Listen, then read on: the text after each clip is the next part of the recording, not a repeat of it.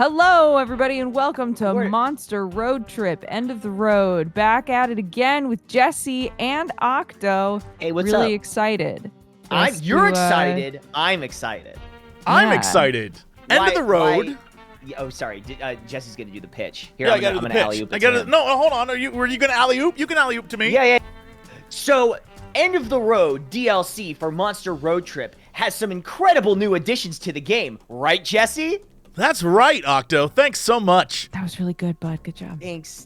I tried really hard. End of the Road features so much new content, it'll blow your mind. In fact, it's the biggest content update to date. You're gonna love wait, it. the biggest one The biggest Biggest ever? ever. in the history of video games? It's actually Wow. twice the size of all other games combined. Oh my 500 God. hours of new content. 500,000 hours of new content. Yeah, That's you know right. and it's all tailored exactly to you. When you start the game, it goes through all of your browsing history, all of your bank accounts, Based on your social security number. based on your social. Those right. those wacky digits that you give out. It'll make it just for you. Right, yeah. That's why this whole episode... Disclaimer. It doesn't actually do this. I don't know if you can actually get in legal trouble for me saying this, so I'm just gonna disclaimer that it doesn't actually do any of that.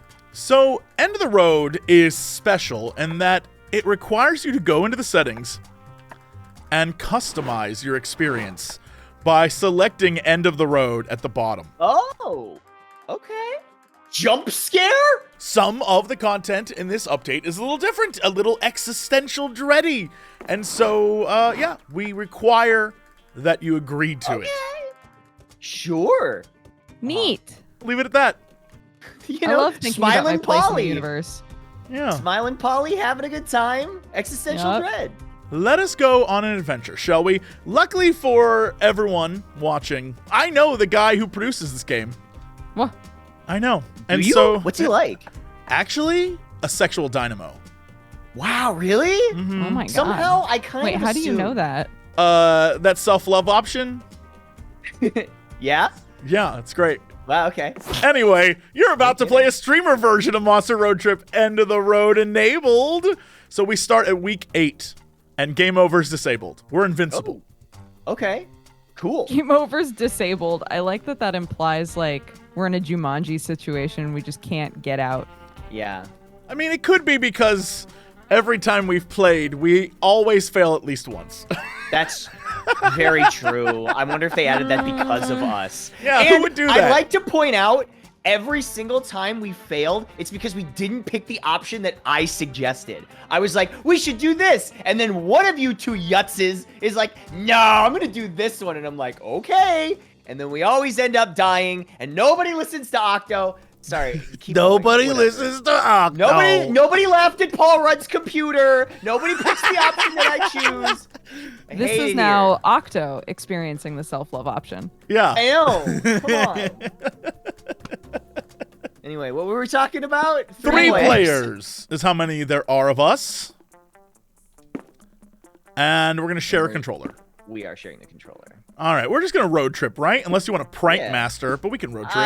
Let's do road trippers, because this is Yeah. showing off the DLC, right? Yeah. Do road trippers.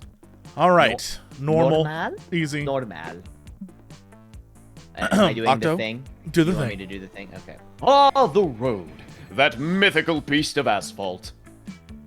We once tamed it in what became one of the strangest, most wonderful journeys of our lives. Back then, we were young and unafraid. Summer was coming to an end when Polly and Scott planned a road trip. The whole thing was bound to go off rails. This was the Prank Masters, after all. With a Z. Right. Scott Howell, 21, a werewolf athlete who compensated for his rather small brain with a stupidly huge heart. And Polly Geist, 22, a party ghost with an insatiable hunger for all the wrong things. Each of them were, by themselves, an agent of chaos. But together they were the perfect combo for hijinks to ensue. Who in their right mind would have agreed to join them on such a trip? Who in their right mind would have agreed to join them on such a trip? The 3 Let's of find us. out now. Yeah. Why, it's the 3 friends. That's us. We're Yeah, the it's what they 3 call us. best friends that anyone could ever have.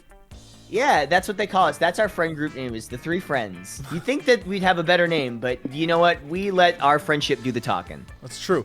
Dodger, I'm going to let you go first. I'm a moth. Okay. This is such Yeah. a Dodger character. Absolutely. I Are we stick good? with the name. I stick with the pronoun. Okay. I've got my lo-fi playlist ready. Octo. She's got a lo-fi playlist ready. Lo-fi playlist. I'm gonna go. I gotta go with Oz. I mean, I feel like I have to go with Oz. I mean, I don't have to go with Oz, but I'd like to go with Oz. I'll stick with name pronoun. That's fine. Okay. Cool. That's me. And I will go with the queen herself. Yeah, you're classic. The one true. Vicums. Oh, yeah. What are we are our listening to? vibes? I think we usually do surf rock. Let's do something else. If this is like existential, you want to go lo-fi? Yeah, lo-fi. Mm. Yeah. Yeah. That's it. Beats. That's, yeah. To road trip to. Was the road trip a dangerous idea? Yes. Was it poorly planned? Yes. Did we do it anyway? Fuck yes.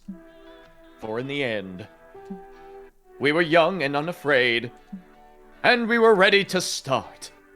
Ready to true. farts, more like it. Here we go. Week 8. Ooh, this seat is Let's see. Where are we going? Oh, we have some stats already. Is there anything specific that we're going for, or are we're just playing? We're just playing for now. We can go for an ending if you want, but we're just playing. Cars. Cars. Cars. Miles Cars. of smiles. Oh. Cute. Hooray. Here we go. You're lured to the dealership, mesmerized by the inflatable air dancers and bombastic signs full of exclamation points such as "Buy today!" I love it.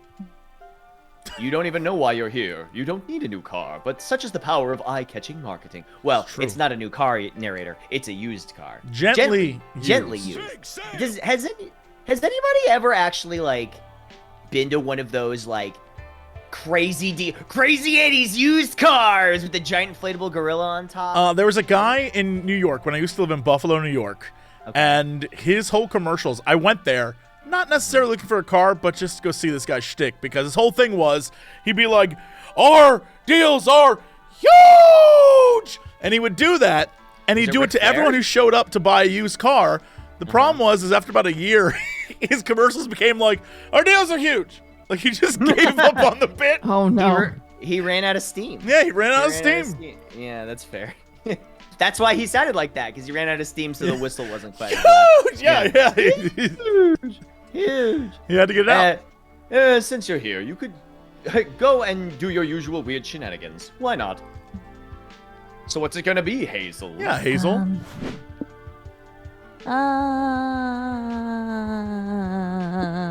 Go on a joyride.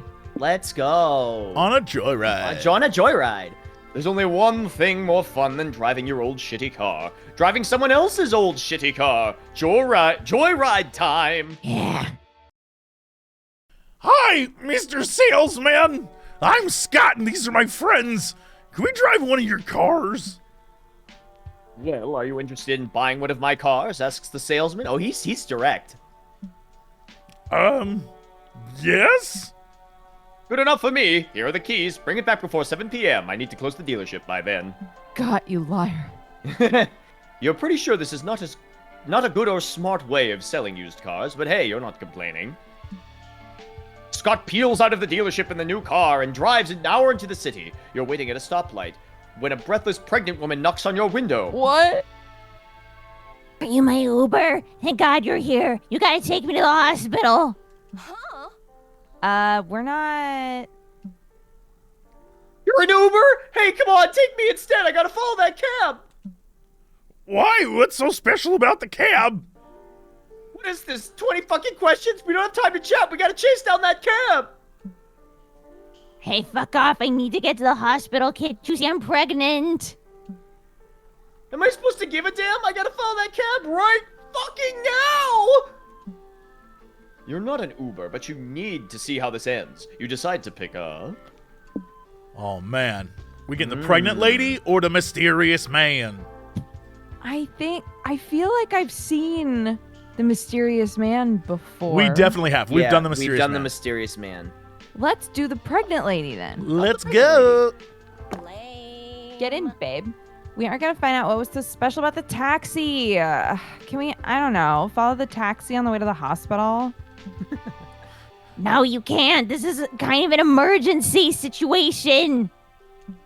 She's going into labor. Bummer, you lose -5 mine for never solving that mystery. Scott starts driving to the hospital. Oh, I got it.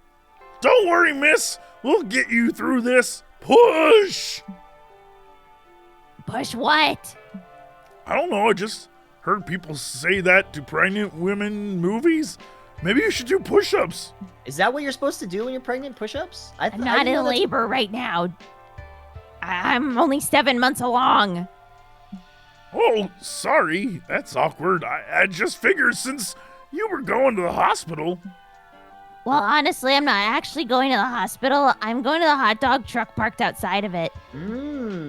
It's just the Uber drivers tend to actually step on it if I tell them I need to go to the hospital. We're getting hot dogs? Best hospital visit ever. Hell yeah. But if all you wanted was a hot dog, why were you so breathless and desperate when we picked you up? Yo, have you had hot dogs, though? I was fucking hungry, bitch. I was really hungry for a hot fucking dog. craved this hot dog, okay? Don't judge me. You should try being pregnant. Pregante. Ew, pass. You drive her to the hot dog truck, then return the car to the dealership. I guess getting a pregnant lady food is still pretty good deed, so here, take 5 soul. Nice. That's My a lot mom of soul. My mom apparently really liked Taco Bell when she was pregnant with me. That was her thing. Cute. Hmm. Let's do this. I'm learning more about Taco Bell all the time. Really? Yeah. Like Go on. what people crave and what they want from. I have conversations with people all the time about Taco Bell, and it's always like, yeah, I had my foot in a cast, and I was laying in bed for like 4 weeks, and when I got out, I needed Taco Bell, and I'm not sure why. It's like, Man, I oh, don't know, okay. something they put in there. It's every time there was a Taco Bell that I would go to down actually not that close to the office, but kind of, because I'd be like, once in a while I'd be streaming, I'd be like, Chad, I'm going on break to go get Taco Bell, and they're like, don't. Every time you do this, you're gonna get sick. And I'm like, but maybe this will be the time where I don't get sick. Spoiler alert, it was not the time I did not get sick. Every time I ate at that Taco Bell, I got sick. What is your order? Well, it was quesarito, but I can't get that anymore because I guess they took it off the menu. Quesarito or one of those Chipotle chicken grillers, and or a Crunchwrap Supreme. Crunchwrap Supreme is like, that's the good shit. That's the real Taco Bell. I'm so upset. There used to be a place in downtown LA, it closed during COVID, called the Dankness Dojo. Okay. And the Dankness Dojo was a vegan What an place. incredible name. I know, right? It was a place that made its own booze, right? But it also had a vegan restaurant in it that only served 4 things. Okay. And one of them was a Crunchwrap Supreme. It was the best crunch. It had, I don't know what fake meat was in it. Oh my God. It was the best. Did we go there? Did I go there with you once? Were you there with Gerard and I? Yeah, and Faciani? That place was amazing. Yeah, did that close? I'm so sad It about closed. that. Yeah. Oh, I'm so sad. I think we went there after the Final Fantasy VII orchestra. We 100% did. Yes, Yes. we did. I remember this. I remember that place. That place was good. Yeah, that place was that's so amazing. sad. Shut Rip, down. Rip. Heartbroken. I'm so sad about that. Yeah. Yeah. Yeah, I can't believe that that place closed and the Domino's in Tasha's hometown is still open. What world do we live in? That's the Anyway. universe we're in, dude. Yeah, I guess. Anyway, fancy motel. Okay. So many rooms. And every room is a potential prank. So true, Oomphy. Where do you stay when you're too cheap for a real hotel, but too fussy for a regular motel? Here, apparently. Ooh la la. This place is full of class, charm, and poise. 3 things you always lacked. Which means tonight is the perfect night to cosplay as a rich, fancy person. What do you do? Prank call the front desk, visit the bar, explore the amenities. I want to prank call the front desk. Okay. When in doubt, prank it out. You tell your friends you plan to prank call the front desk. Oh my god, that is so funny. What's the prank here, Oz? We could call in a fake bomb threat. Fake bomb threats are always fun. Dodger. Polly, Oh my god. Jesus.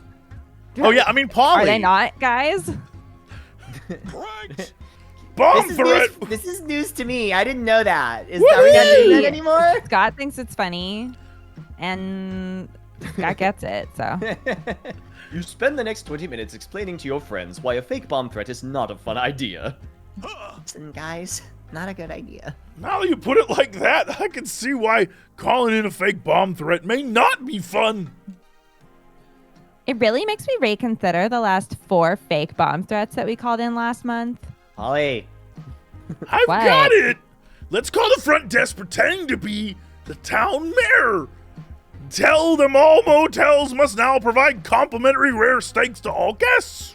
You know what? I feel like that might work. How many people know what your town's mayor actually sounds like? Hopefully not like Scott. Yeah, but what if he did? You wouldn't know. I Okay, guess. you guess it's still a better prank than the fake bomb threat, so to the prank phone. Front desk speaking. You're the mayor, you say? Well, that's weird, because I'm actually speaking face-to-face with the mayor right now. Oh shit! Oh my god. Oops. Did you tell about the rare steaks yet? Wait, you say you have the mayor on the phone? Asks the real mayor. That's fascinating. Put me on the line. Oh, this should be good. What? Greetings, me! Using my big politician brain, I've deduced that you're a version of myself calling from the future. Sure? Wonderful! You must be calling to advise me on if I should take the hefty bribe fancy motels offered me to demolish the public park to build a golf course. Oh. They offered me a lot of money, and I do like money, but I suspect their plan is a bit unethical. Boo this man. So, future me, based on your inside future knowledge, should I take the deal? Take the deal. In the future, you'll get very obsessed with launching your own shampoo brand. I'm sorry to say this, but shampoo trumps ethics. Don't do it. In the future, scientists have discovered karma is very real, and we need sweet karma points if we want to fulfill our dream of reincarnating into a robo-dinosaur. Well, I want to be a robo-dinosaur, so don't demolish the golf course. Or I mean the public park. So this Wait, what are we doing? Wait, What's the the golf second one. course? The second one. What? A week later, the mayor sends a letter to your car. Wow, that's convenient. No idea how he managed to address a letter to your car or why he knew that would work, but just roll with it. Dear me, I wanted to thank you for your amazing advice the other day. The bribe money Fancy Motels was offering would have been nice, but it turns out they were really evil. Oh my god, no way. Not only were they underpaying their employees and sacrificing 5 random guests to an Eldritch motel god every Sunday, but I learned they weren't even disposing of the bodies afterwards in an eco-friendly way. The horror. It's a good thing I didn't get tangled up with that. I bet we got so many karma points towards being reincarnated as a robo-dinosaur. I've been working hard to rack up more karma. I even helped an old lady get into a taxi this morning. Was she getting a hot dog? She was so senile, she wanted a hot dog, silly old bird. It's a good thing I was there to assist. God, I want a hot dog. I've been so busy getting karma, I haven't had a chance to get a hot dog, so I've been falling behind on my bills a bit. But that's a problem for future me, and future me is, of course, you. Of course. You'll find an invoice attached for my weekly expenses. Don't worry, I drew a picture of us as a robo-dinosaur to make it up to you. I have a very funny story about that. Roar! Do you? Yes. Keep That going. means love the mayor and dinosaur. Yes? So, on my college biology final, I finished so early that I had extra time, and I drew a little because there was questions about evolution and dinosaur fossilization and things like that on there, and I drew fish on the top of every page, I drew like a little fish going up onto land and then into dinosaurs and then dying and then like turning into fossils on each page, and I got extra credit for that. Yeah, so can I tell you something? Yeah. On one of my science tests, I finished early. And at the on the last page, I like to doodle, right? I'm a little doodler. Yeah, and me on too. the last page, I doodled an alien and a UFO abducting me. And the teacher wrote, if you spent more time answering the questions and less time doodling, you probably would have passed this test. No, with the opposite God. thing. Well, because I got an A on my biology. Yeah, no, I got a D. So like that's Oh, okay, probably that's fair. probably Yeah, why. that's fair. Yeah. Yeah. Here's the problem. I thought I knew it. Oh, I fair, thought I yeah. nailed the test. You I was thought like, you that was aced easy. it? Yeah, no, I was. Turns out I'm stupid when it comes to science. Who knew? Chemistry fair. specifically. Turns out I do not know chemistry at all. Yeah, me either. I went to a Christian school, and they had a multiple choice answer where they were like, tick the boxes of all of the things that are animals, and one of them was a human, and I ticked the box, and then I got the question wrong with a note that said, we aren't animals, we're children of God. So, and I took it home and I showed it to my atheists. dad, and he was really mad for me. Oops. So we've all had experiences in Yeah, school. yeah. I get it. Yeah. We all have different. Everybody Yeah. takes a different path. Not everybody had the same biology class, I guess.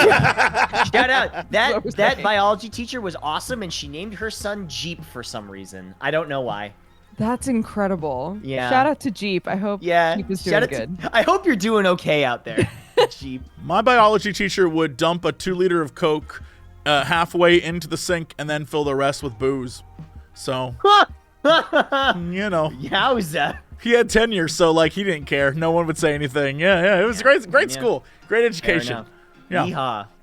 Anyway, You've gained +5 soul for halting Fancy Motel's reign of terror in this town. Bro, our soul is so good. I We don't got think I've that ever seen a soul. soul ending before. Pinches fingies.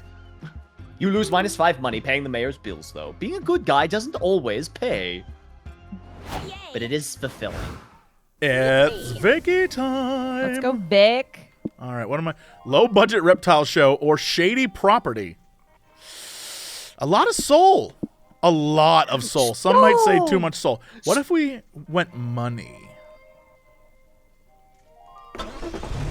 Let's try Follow money. your soul. Golly gee willikers. Oh, okay. Why is the car stopped? You're driving along when you have to hard brake because some weirdo has set up a sales tent in the middle of the road. Hello, traveling consumers. I've got a fabulous deal just for you. Oh, it's the mayor. He's just in disguise. Yeah, the mayor's in disguise. It's great. Sounds great. Oh, I want a fabulous deal. I like fabulous things. Oh, then you're a man of fabulous taste, and you're gonna love my fabulous life-changing product. Snake oil. Ha Okay. And what does this fabulous snake oil do exactly? Oh, what a question. What doesn't my snake oil do? It oils snakes, of course. That's so cool. I love oil. Sometimes my teammates even cover each other in oil and wrestle to build teamwork. You have got to start inviting me to more football practices. Well, oil connoisseurs like yourself simply must invest in my snake oil. In fact, I'm not giving you a choice. Just tell me how much you're going to invest, and I'll forge your signatures on this check. That's so thoughtful. How much do we invest? What are we doing, Victims? Join the Big Anaconda Club for only the most exclusive snake oil investors. We're gonna lose a ton of money on that. Wait, hold on. We get money, right?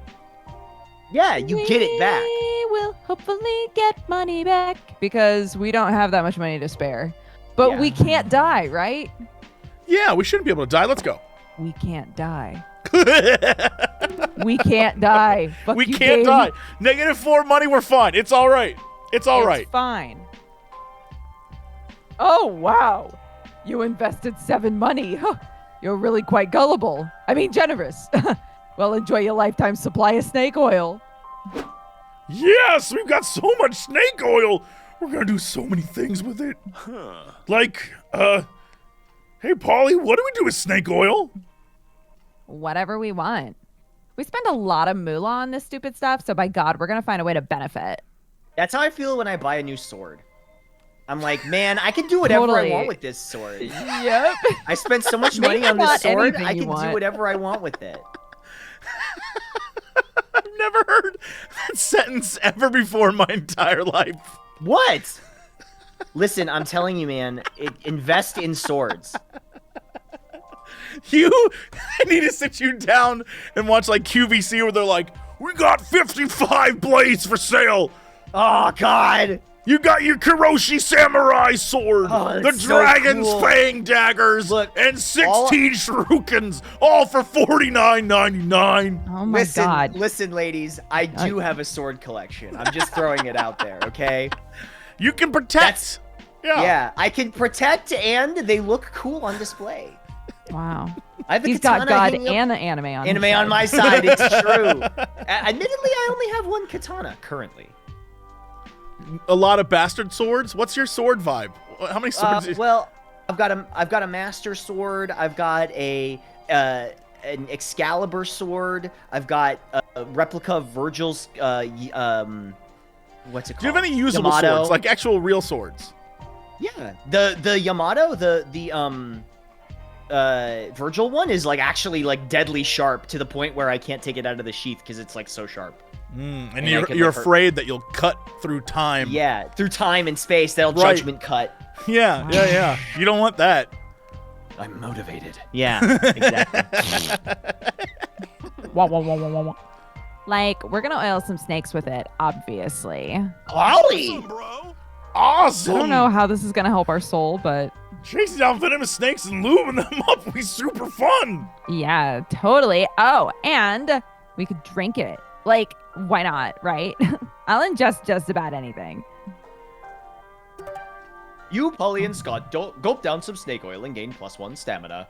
Okay. Wow, it tastes almost edible. I want to try dipping chicken fingers in this. Oh, man. Let's try putting it in the gas tank. Good idea. That's inadvisable, but it's too late. Polly's pouring the snake oil into the tank. It actually boosts your magic +1. Nice. How? Who cares? This is Monster Roadtrip where everything is made up and common sense doesn't matter.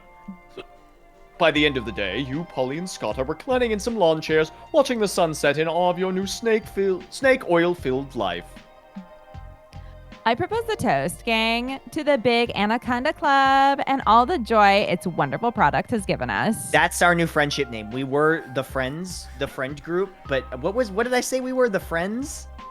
The But three now friends. we're the three friends, but now we're the Ah, big yes, Anaconda the Club. three friends, the three friends. Friends. They Yeah. say we are birds of a feather. Yeah, uh-huh. But now Yeah. we're like, we are the big Anaconda Club. The big Anaconda Club! Oh my God, that one's so perfect. It was Yeah. great. Yeah. All right, moving on. 3 cheers for snake oil. You chug your snake oil margaritas and gain +5 hype. Ah, the good life. Ah, the good life. Anyway. We're fine, right? Game over, counter 1. Yeah. Oh my God, that was literally like a side thing.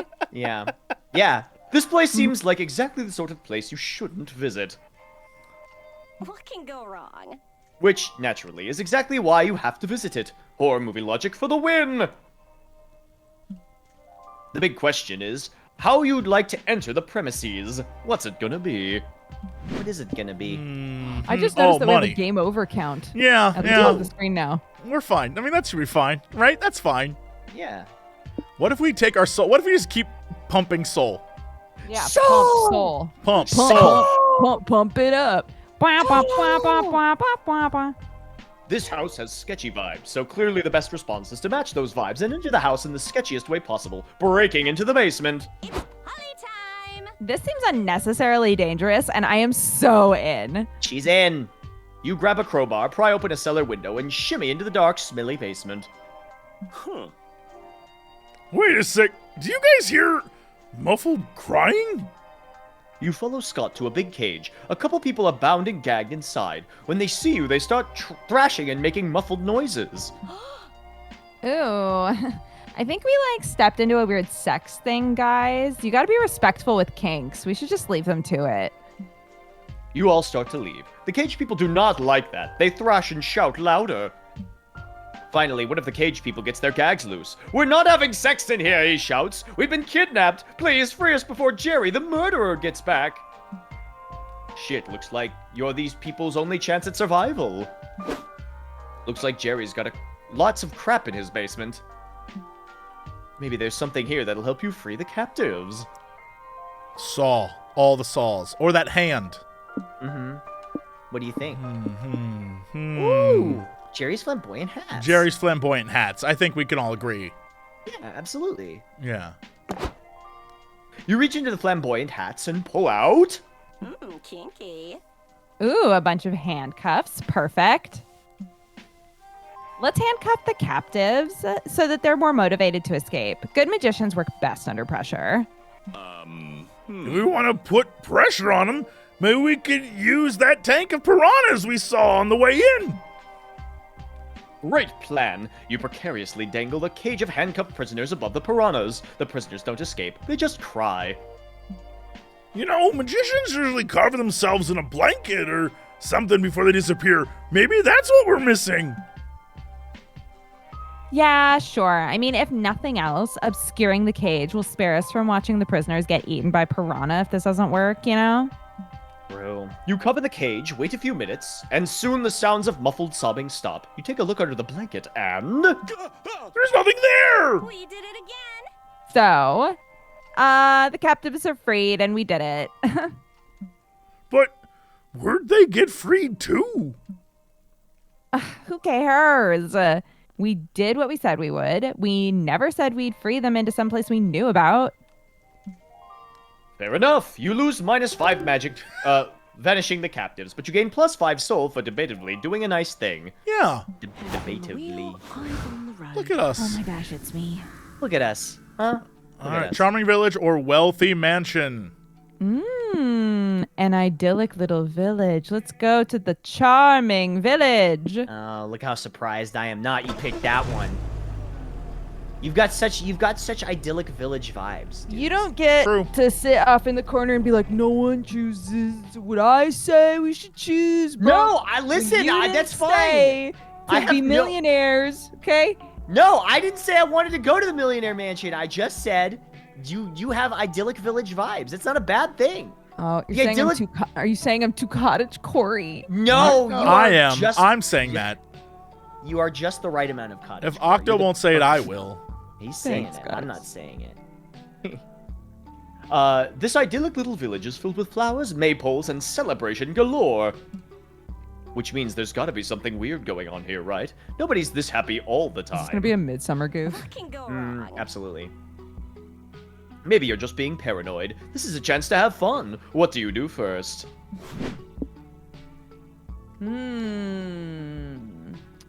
Join the local celebration, visit the shady landmark, or meet the locals. Visit the shady landmark is minus soul. So if we're actually going for the soul thing, then Yeah. Let's meet the local. Let's do the question mark. Let's meet the locals. You're checking out the idyllic little neighborhood in this strange village when a local family calls out to you. Welcome to our home, outsiders. It's been so long since we've had such friendly, fleshy visitors. Won't you have dinner with us? That sounds great. Sure, I love dinner and strangers. The couple takes you to their cottage. It's filled with cute needlepoint art that says stuff like "Bless this mess" and "All hail the fleshless overlord." Right. Just like my house. The potato skins are in the oven. We just love potatoes, especially when we get to peel their sinful flesh from their soft, delicate bodies. How shall we pass the time before dinner is ready? Do you like games? We can play a drinking game. The last person to skin themselves alive has to take a shot. What? Only joking. Let's play charades. That's always fun. The wife goes first. She holds up 6 fingers, then she pantomimes scraping something off her arms and screaming in agonizing pain. I know. You're sacrificing your skin to graft a mitt. That's 1 point for us. Okay, I need to ask, why the skin fixation? Because it seems like something you two are really passionate about. Yes, thanks for noticing. We peeled ourselves long ago so that we could be remade under the light of the Graphomet, the fleshless overlord. So where are your skins now? Did you eat them? Do you donate them to charity for furless dogs? Oh no, we just kept them. We thought they'd come in handy someday, but really, they've just been gathering dust in the hall closet. Oh, could we have them? That's an odd request, but I don't see why not. Woohoo, free skin! I can't wait to do so many things with it, like... Hey, Hazel, what do you do with free skin? Don't worry, I know exactly what to do. with Oh, free skin. no. Use it as an alternative option for those moments in which you don't feel comfortable in your own skin. Or use it to design a sexy, fashionable outfit that redefines the notion of showing some skin. How you feeling? Which one? I feel being a fashionista. Oh, Okay. Let's turn this skin into a win, guys. Hell yes. that's what I'm talking about. You designed some hella cute outfits like the skin kini top, the skinny skirt, and socks made of skin. Not everything can be a pun, okay? Wow, our skin has never looked so fashionable. I admit, that outfit looks absolutely sickening in the best and worst way. But are we sure clothing made of skin is, I don't know, ethical? Well, even if it's unethical, it's definitely marketable. Fashion brands and social media influencers lose it over any high fashion statement that's clever. Isn't it kind of like furs, though? I don't like it when people skin animal fur and wear that. It's too sad. Yeah, this is kind of similar. But unlike animals, these people consented to having their skin made into clothes, so you're probably in the clear. I don't know. These skin clothes are still pretty itchy. But if you're sure this'll work. It doesn't just work, it works immediately! Soon everyone's jumping on the skin clothes craze. The supply can't possibly meet the demand. Oh my god. The skin god or whatever his name is, he better love me. Yeah. Big fashion pressures the government to legalize purges again so they can get more skin, and it works! It turns out old politicians are okay with legalizing murder so long as it's the name of upholding traditional values and suppressing fashion that's too revealing. Got him. Well, gang, I got Oh it. no, our This soul! one's already fucked up, and I think we lost some soul. So, Celebration twerk. but these skinny jeans make my ass look fat. PHAT. So I guess it's not so bad, and we got more money. Yeah. Sorry about our soul, guys. That's okay. Don't worry about it. Peace and quiet. All right, Well, I where are forgot you about going? this. That's right. Finally, You know, some dude. peace and quiet. I'm gonna go to the noodle stand. Okay, Just go into the noodle stand. Bankus bonkus. where are you going, sweet boy? The hitchhikers. The bus stop. Yeah. And I shall go here, To the car. to the car. I'm just gonna wait in the car. To the car. You mortals love material things, don't you? How's it going, good snack? Welcome to my swap shop. Little some money. See anything you like? I'd love to make a trade. All right. What are you grabbing? We need some soul, baby. Can we look at Hazel's stuff or no? That's what. This we're is on it. right This now. is right here. These things. Oh no, sorry, not Hazel. Noodles. Noodles. Yeah. No, we don't Yeah, know yeah, what yeah. it is yet.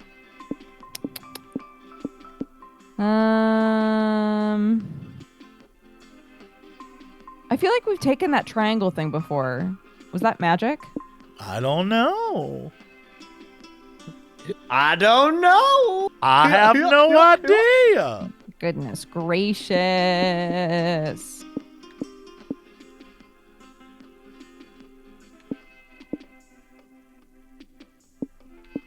You got to pick something. Okay, let's swap out the Scott snacks. Okay. 4. Okay, coin from another dimension. Marbles, guac, and a penguin mask. Okay. That's good. Instant noodles. Or ashes of a man whose dying wish was to be given to a random road tripper. That's the one. Take that. That's the one. Hey, look at Totally. us. Thanks for stopping by. See you at the next rest stop. How's No he keep problem. moving his stuff so How do you fast? know I'll be at the next rest stop? I own 17 socks. Because we're in an endless time loop, silly. See you in 4 more turns. Oh my god. Risky traveler. Let's go. Risk it all, baby. Yes, look at us. I'm okay. Ooh. Let's grab Zoe. You would like Zoe to join your road trip. The plot thickens. Road trip AU, here we come. Twisting reality. Yes. All right, nice. Okay, cool. Randomly 2 of your resources. Oh, no! Oh my god. Why? Why is this us? We got to the music festival. Excuse me, I have impeccable music taste. That's so funny. I don't think I've ever seen this ending. The stamina ending? Me neither. Yeah. So I know this is gonna sound crazy, but I'm pretty sure we just screwed up by winning. Are we not supposed to get We- an ending? We followed everything. No, you see, this time, in order to see the new content, we have to make it past week 8.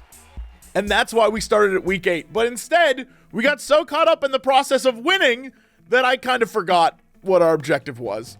Then they shouldn't have given us such good stats on weeks 8, you know? I need a coffee, dude. We have to pick the worst possible options. So what if here. we go to the low budget reptile show instead of going here this time? Okay. Yep. All right. Works for 'Cause me. we're bad at the game. Right, because we're bad. All right.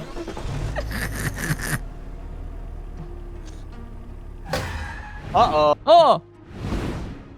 Wait, did we get the same thing? No, this is a different one. You're trying to find a radio station to listen to while you drive, but there's nothing good on. Aw. The first station is commercial. The second is just someone pleading for help. The third is playing a 24-hour yodeling special. All good.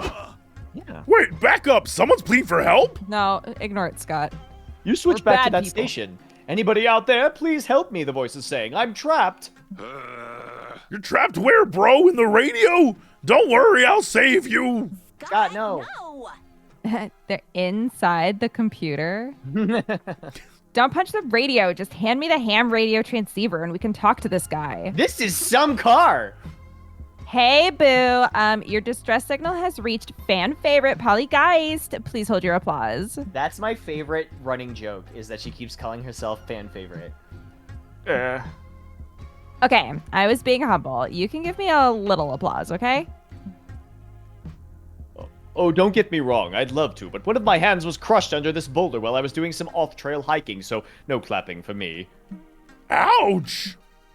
Ouch, indeed. It's a real pickle. I've been stuck here for 12 hours, and I'm about to enter drinking my own pee to stay hydrated territory. Yikes. Yikes. Well, it's a situation all hikers prep for, but hope it never comes to. Yeah, so can you help me? I'm not getting any Wi-Fi to call the paramedics myself, and I really don't want to drink my own pee, or die for that matter. Octo getting drunk off his own pee over there. Yeah, I know. I gotta love. I love urine. Yeah. You tend to be more of a hindrance than a help, but you can definitely try. He needs help fast. Do sensible things. Search online for a way to get his Wi-Fi back. Right? Or what if it's all just a dream? Well, I'm sure that a dream. sure that could be fine. Yeah. Yeah. It was a dream. It's a dream. Oh, good point, Mr. Hiker. What if it's all just a dream and you're safe in bed right now? What? That's stupid. Can't you just call the paramedics to come and save me? But like, what if we call the paramedics and it turns out and it was all a dream scenario? Like, that would be so embarrassing. Oh my god, it's so embarrassing. Just pinch yourself and see if you wake up, bro. There's no harm in trying all our options. Damn it, fine. You were right. It was all a dream. I'm at home in my bed. Who would have thought? Vicky did. You're welcome, bro. But wait, what if it was all a dream? How are we still talking right now? Weren't you guys part of my dream? I mean, I am pretty dreamy, but I don't think I'm literally a dream. Well, I guess it's like when you were awoken from a dream and still see the remnants of it while you were waking up. Yeah, that's probably it. Thanks for the help, dream people. I'll always remember you for the next 2 minutes until I forget about this dream. Bye! Wow, that was weird. Polly, Yeah. are we real or are we just figments of somebody no. else's imagination? At this point, like, who even knows, babe? You gain +5 soul. No! No! No! No! It's -5 lives! No! I can't, not again. I'm not strong enough. Welcome to the Reptile Variety Show. Meet the cold-blooded critters with a passion for the stage. We can't win. We just can't do it. You mean we always win? That's what's actually happening now. It's the reverse, yes. All I do is win, win, win, no matter what. Crying. Okay. Let's get some popcorn. There are a few performances scheduled for the day. Which show do you want to see? Okay, not the one that gives us soul. The one that gives us magic. Some stat. Any Improv stat that iguanas is not looks good. soul. But we only know that loses us something. We don't know what that gives us. We could do crocodile. Yeah, Stage you know what? magic. Don't let me tell. Listen, you know what? Don't listen to me. Don't listen to me anymore. keep on the same track we've been keeping on. You settle in to watch the show. The stagehands bring out a stool, a microphone, and a 1,100-pound reptilian killing machine in a funny hat. I am Reptilizar, famed crocodilian magician, known far and wide throughout the Everglades. Prepare to be amazed! For my first trick, I will make this rabbit disappear. Reptilizar, no. Someone brings the croc a rabbit. He puts his hat in front of his face. The bunny shrieks and there's chewing sounds. Okay, you're obviously eating the rabbit. Like, you can't call the food chain magic. Boo! I see. Well, I've got some hecklers in tonight's audience. You don't know, but wait until you see my next trick. I'll make this entire pig disappear in the course of an hour with the aid of this magical barbecue sauce. You're not even trying. Can't you make anything disappear without just eating it? God, I've heard that before. Of course I can. Reptilizar can make anything disappear. Anything you can think of, I'll make it gone. What about my depression? Dave, that's a joke. I'm fine. That's a joke. Octo, do you fine. need a- I'm okay. Like, I'm okay. I'm fine. That was a joke. All comedy has a hint of truth in it, buddy. Are you? No, do you need that do one you was need totally the joke. That one was Do you fine. need us to Hey, like rub your Octo. tummy? What? I love What? you, bud. I love you too. I love you guys. You're Do you my need friends. like a little butt tap? Like a little. We're the big pat, we're the pat. big anaconda club. Or Remember whatever. remember when we were gonna stop playing video games and just kiss? Yeah. We could do. Aw. It could be. That's still an there's option? There's another branch on that tree where we just all Big hung out. Anaconda Kiss Aw. Club. Aw, Big we're just Anaconda hugging Hug it out. Club. We're just hugging it out. That's okay. Big Oh, listen. Anacondas Club and Kisses. Yeah. Back. My anaconda don't want hugs unless you got. Kisses. I can't figure it. Yep. No. Wait, let me rock that back. My anaconda don't want none unless you got hugs. And Hun. kisses. Say, if he's telling the truth, that could be really useful. And if he's lying, it's all the more entertaining for you. What do you ask the croc to make disappear? All of my adult obligations. Yep. Yeah. Yep, that that's the one. Yeah. What? Adult obligations? You mean like wearing underwear? Nah, I want the whole shebang. No more work, no more meetings, just time to sit around and play video games. Ah, if only.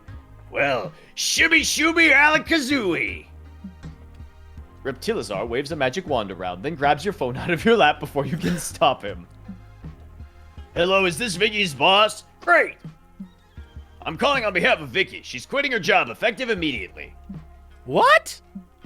Yeah, she's absolutely serious. And to really burn the bridge, she would like you to know, and I'm quoting her directly here, that you are an incompetent, insufferable poopy head whose only positive contribution to the world would be dropping dead.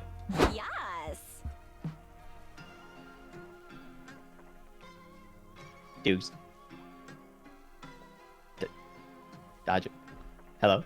Did kissing... Is she all kissed out? Hello? Dukes, did you get kissed out? Oh my god. Are you... I had to unplug my. Oh, I didn't get kissed out. Okay. So you're still up for kisses? All the kisses are good? Hugs My and kisses? Go on unless you got hugs, hun.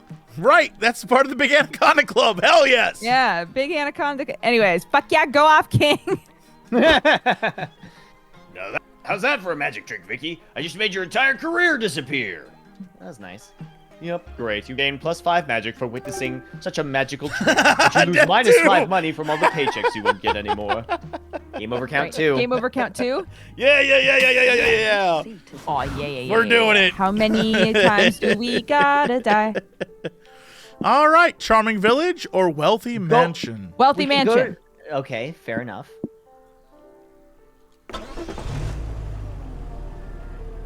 How much money do these people have? Like $100 at least. What? That I is know. like so much. Wow, this is one fancy house. These people must be rich. There's a sort of unsettling vibe to this place, but that's probably just what being rich feels like. Hole in one. And now's your chance to barge in and see what billionaire living is like for yourself. What interests you most? Family games, Grandpa's fun experiments, or babysitting the children. Grandpa's fun experiments. Well, of course. You and your friends ring the manor doorbell, and a wealthy woman dressed in furs answers. Oh, she says. Are you here to look after Grandpa? We're not really trained to care for old people, really. I don't care. He's driving me nuts. I'll give you +5 money to look after him. Follow me. Okay. You're taken into a dark, shadowy basement where you find an old man using a circular saw. What? Oh, visitors, come in. So nice to see you. Nice to meet you too, Gramps. You sure have a lot of old Splash Kaboom games lying around down here. Is this Crendor? Yeah, 100%. Oh, I got much more than just the game. I'm the biggest Splash Kaboom fan in the world. Let me show you some of my work. I'm the biggest Splash Kaboom fan in the Oh, This no. is Crimson Darkheart, Oh, my no. original Splash Kaboom character. Oh, He's Splash's no. best friend. He oozes class, sass, and radical charm. Oh, no. I see. This design, it's creative, you know? Isn't Crimson amazing? Just the sort of guy you'd like to know in real life, don't you think? Maybe someday. And this is Crimson's loyal steed, Excelsior the Ghost Wolf. All the best OCs have minor OCs attached to them, you know, to build the lore. Oh my god, I just forgot I have to do a Sonic OC rating stream at some point. That's good. Sorry. Can I Yeah, just sorry. I just want to point out that Ghost Yeah. Wolf is half ghost, half wolf, and Polly's head is sticking out the butt. I'm just pointing that out. Ghost Head. I also like that he speaks Italian and Sure. French. This is really weird looking horse. You know, you kids are remarkably similar to Excelsior. Almost as if you're two halves of his whole body. Grandpa, no! As if God put you in my lab so that I may stitch you together and make my incredible steed a reality. What? Pump the brakes, Gramps. Loving your OC is one thing. Doing amateur surgery to bring your OCs to life is a step too far. Don't worry. It'll all be over soon. Stay here. I'm going to get my forceps. Yeah, don't go away. Psst, Polly, is it just me or is this starting to get weird? No shit, it's getting weird. Grandpa wants to stitch us together into a cursed OC chimera. I love you guys, but I'm not spending the rest of my unlife sewn to Scott's butt. We need to escape, but we'll need a distraction. Tell Grandpa to explain in great detail the good old days of Splash's early seasons, or do your best to teach him how to use the internet, because that's where Splash Oh lives. no! Don't teach Grandpa to use the internet. You know what? Do whatever you Teach want. Grandpa to use the internet. Well, here we go. Oh, that should work. Hey, Grandpa, do you want to meet Splash for real? You kidding? That would be my dream. Do you know where he is? Yeah, he lives in the magical digital world that we call the internet. Have you heard of it? That place where young folks go to invent new genders. It's a bit beyond me. God. Not anymore. Hazel here is terminally online. They'll show you the ropes. Hazel, help Gramps set up an AO4 account. So pass the most frustrating 20 minutes of your life as you try to explain to Grandpa how to open his browser window. You want me to open a window? Is it so Splash can enter through the window? No, I mean the window on his computer. You need to click on the browser icon. Click! What is click? Splash doesn't make clicking sounds. His voice is radical and devil may care. Okay, that's enough distractions. One more second of this and I'm going to lose my -5 mind. Scott, now. We're certainly losing well. Scott hits Grandpa across the head with a chair, knocking him unconscious. You all run for the exit! Bros. Wait, bros! This isn't the way out. This is a dungeon or something. From the shadowy corner of the dungeon, a bleeding, shambling, stitched-together No. creature trudges towards you. No! Help me. What in the Kentucky Fried Fuck is that? You guys gotta go fast. The exit's up the stairs. Hurry before you end up like me. Never have you ever fled a room so fast. Time to repress this whole traumatic experience for your own sanity. Yay, road trip! I love misery. Time to stop and get some rest. Knackered. All right, Sit Hazel. in the car, Hazel. Not sure where to go. Go to the stand. Okay. Time for some leg stretching. And I'm gonna go to the info desk. Where to sit? Welcome to Noodle's Trash Hello, Buffet. welcome to Noodle Swap Shop, available by invitation only. Oh, but I didn't receive an invitation. Who cares, really? Anyway, choose something already. Okay. So I'm gonna give away the postcard from Mom, which is definitely Soul. Right. Okay. Giving that away. And I'm gonna take the map, which is definitely not Soul. All right, here we go. Okay. Phones.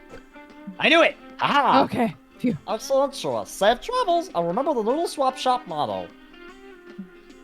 No prison can hold me, no rules can govern me. I am chaos incarnate, and I know where you live. Let's do See a you little later. dance. I love you, bud. Enjoy your purchase. What a cutie pie. Somewhere I love cozy. Noodles. He's great. Where are we going? Risky Traveler? Risky Cautious traveler for traveler? sure. Okay. Yeah, we're risky. No! Hey, look at us. Yeah. Pick a location. Where do I want to go? Sure. We wanna go. Something that'll... The National Park. Let's go to the National Park. Yeah. Just keep sucking. Yeah, if we just... Death counter 4. If we just keep sucking. Yep. Uh-huh. We have the Dinus Diner No. and the regular motel. Regular motel. What is the Oh, scratched oh, out bit? oh. What's the Scrimblo Bimblo? I don't Go to know. the scribble. I'm pretty sure it's just Oz's stomach making the weird. Sorry, I had Taco noises. Bell. After a long, exhausting day of sitting in a car, you're ready to turn in for the night. Time to choose which mundane activity to do before going to sleep. Surely Polly and Scott will find a way to make it weird. We always do. What's that? Yeah. Click What it. is that? What's that scribbled off one? I want to know. I don't know. Click it. Click it. Can't. Oh, really? No. So we've done Interesting. something to knock that off the board. That's Weird. interesting. I wonder why. Let's order Um, pizza. Let's order some pizza. Let's order pizza. I agree. I don't mind pizza. No way you're going to bed on an empty stomach. You decide to order some pizza. Trouble is, none of you know any of the local restaurants around here. The best way to get pizza is to call and order it. We could call a random number and see if there's pizza. Good idea, Scott. Scott, the odds of calling a random phone number and actually getting a pizza restaurant are super low. Great plan. So we should dial a bunch of random numbers to increase our chances. Beep, boop, beep. Hello, is this a pizza place? Okay, that sounds close enough. We'd like 1 large sausage and pepperoni with stuffed crust. Thanks. Do they do stuffed crust anymore? I hope so. Whoa, you actually got a pizza place on the first try? What do you think are the chances of getting another pizza place on your second try? I think we have good odds, like 5 out of 3 at least. I love you, Scott. Let's find out.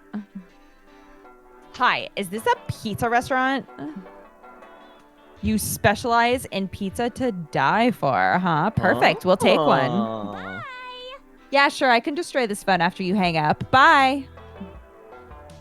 Polly does so. Good thing it was just the motel landline.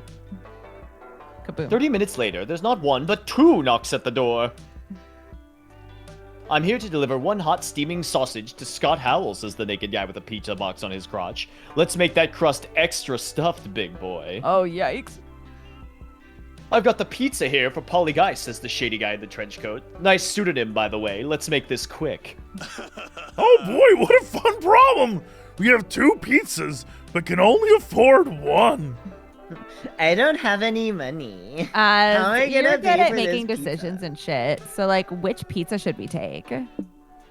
The stripper's extra large sausage. You suspect there's no pizza in that box, but at least you'll get a show. The shady guy's pizza. The air quotes seem sketchy, but you think the odds of actually getting a pizza from him might be better. Good luck, Octo. Stripper. All right, strippers Stripper. extra Goddamn, large let's go. sausage. I think the You stripper's let the gonna naked take all guy our money. guy inside. He immediately sits on Scott's lap. Whoa! What are you doing, pizza bro? Delivering your pizza, of course. You want me to feed it to you, big boy? Sure. Man, this is a really thorough delivery. Scott does not get pizza. What he gets is a stripper giving him a lap dance to a trap remix of the Italian national anthem. Nice dance, but you haven't given me any pizza yet. When is that gonna happen? Oh, you want more? Maybe you want a side of delicious fries? I don't get the analogy here. Yeah, I guess I could What go for are some the fries. fries? Yeah, what are they? The stripper opens This the is door. a world and of monsters, I guess. So That's true. Yeah. fries could be I'm- anything. Another stripper walks in wearing French fry nipple tassels.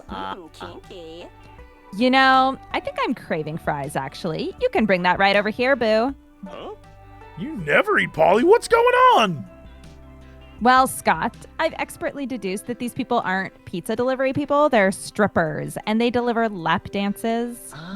Oh, that would explain why they're really good at stripping, but really bad at delivering food.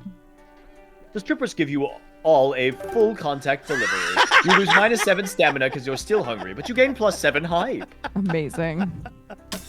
Fine. Another death. Oh, man. All right. Caves? Blocked out. Wait, if we go to the graveyard, we can guarantee that we lose some soul though, so that we're not in like game winning. That's territory. true. That's true. Get- And then yeah, we Rid of don't our want to go to soul. caves, right? We don't want to go to caves. Caves suck. Yeah. Fuck caves. Yeah. Sorry, if you're a cave and you're watching this, I apologize. Yeah. It's nothing personal. Graveyards are solemn, quiet places made for reflection and paying respect to the dead. Love your new apartment. If you're a snooze fest, but you're with Polly and Scott, which means a graveyard is the perfect place to play a prank. The only question is, what's the best prank to pull? Oh my god. Obviously, hold on. Spook people by posing as ghosts is good. Yes. But why wouldn't Vicky want to raise a friend? Wait, did we do want to raise the dead? I think we want to raise No, the dead. because then our soul will go but it won't up. be. But it won't be 5 soul. We need 25 soul to move on. Yeah, because everything goes up in 5s, and we have careful planning. So don't we get more bonuses?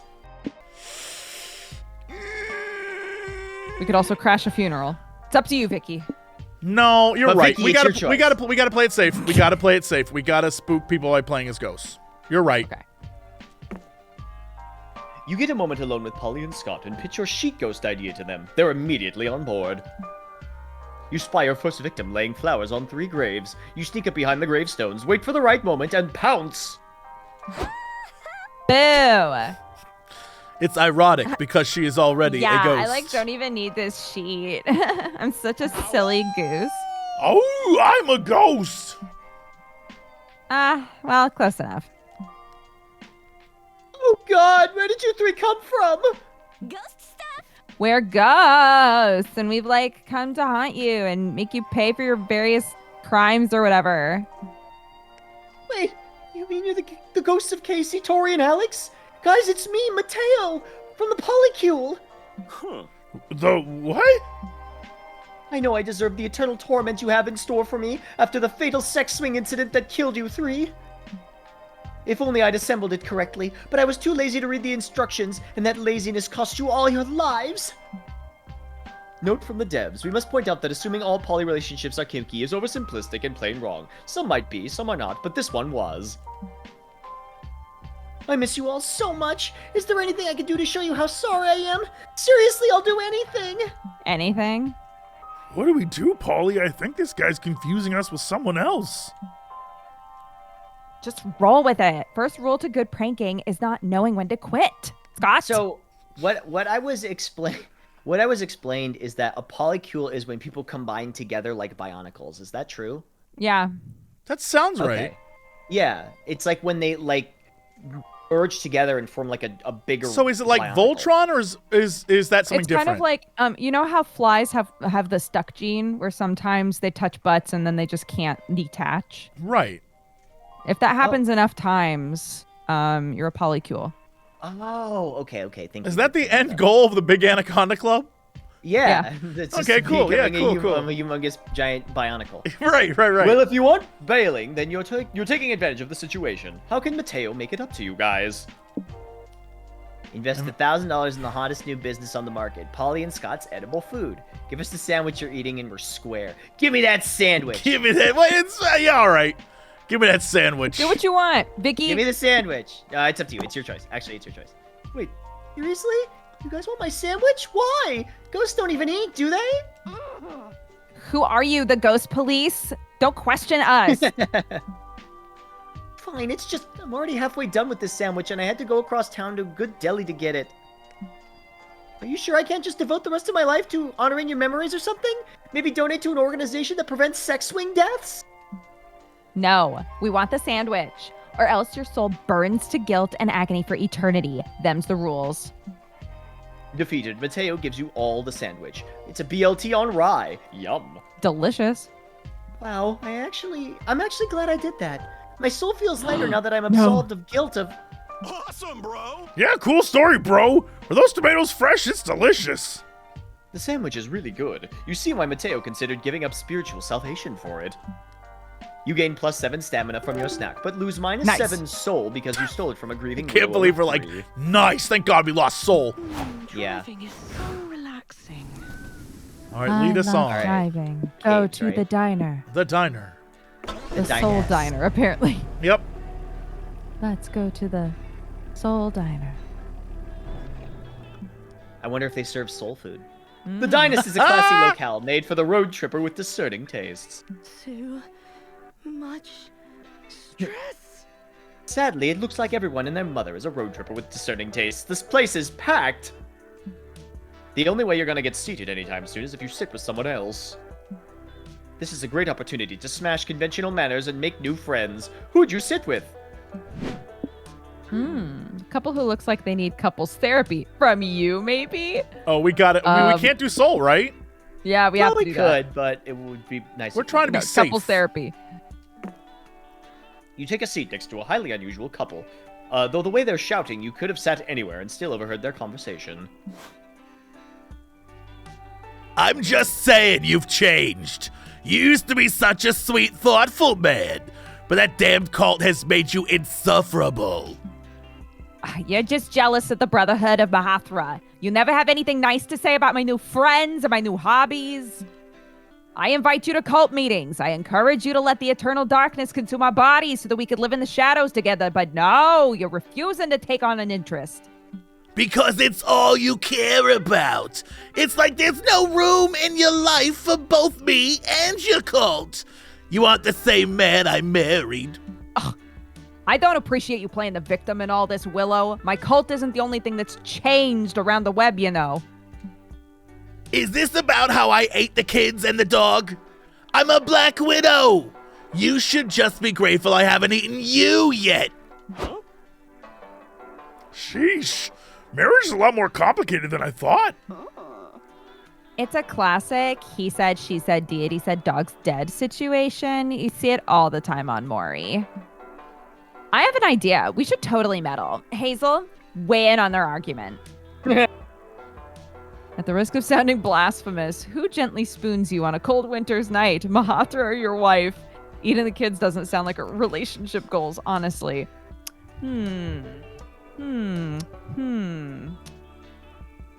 Yeah?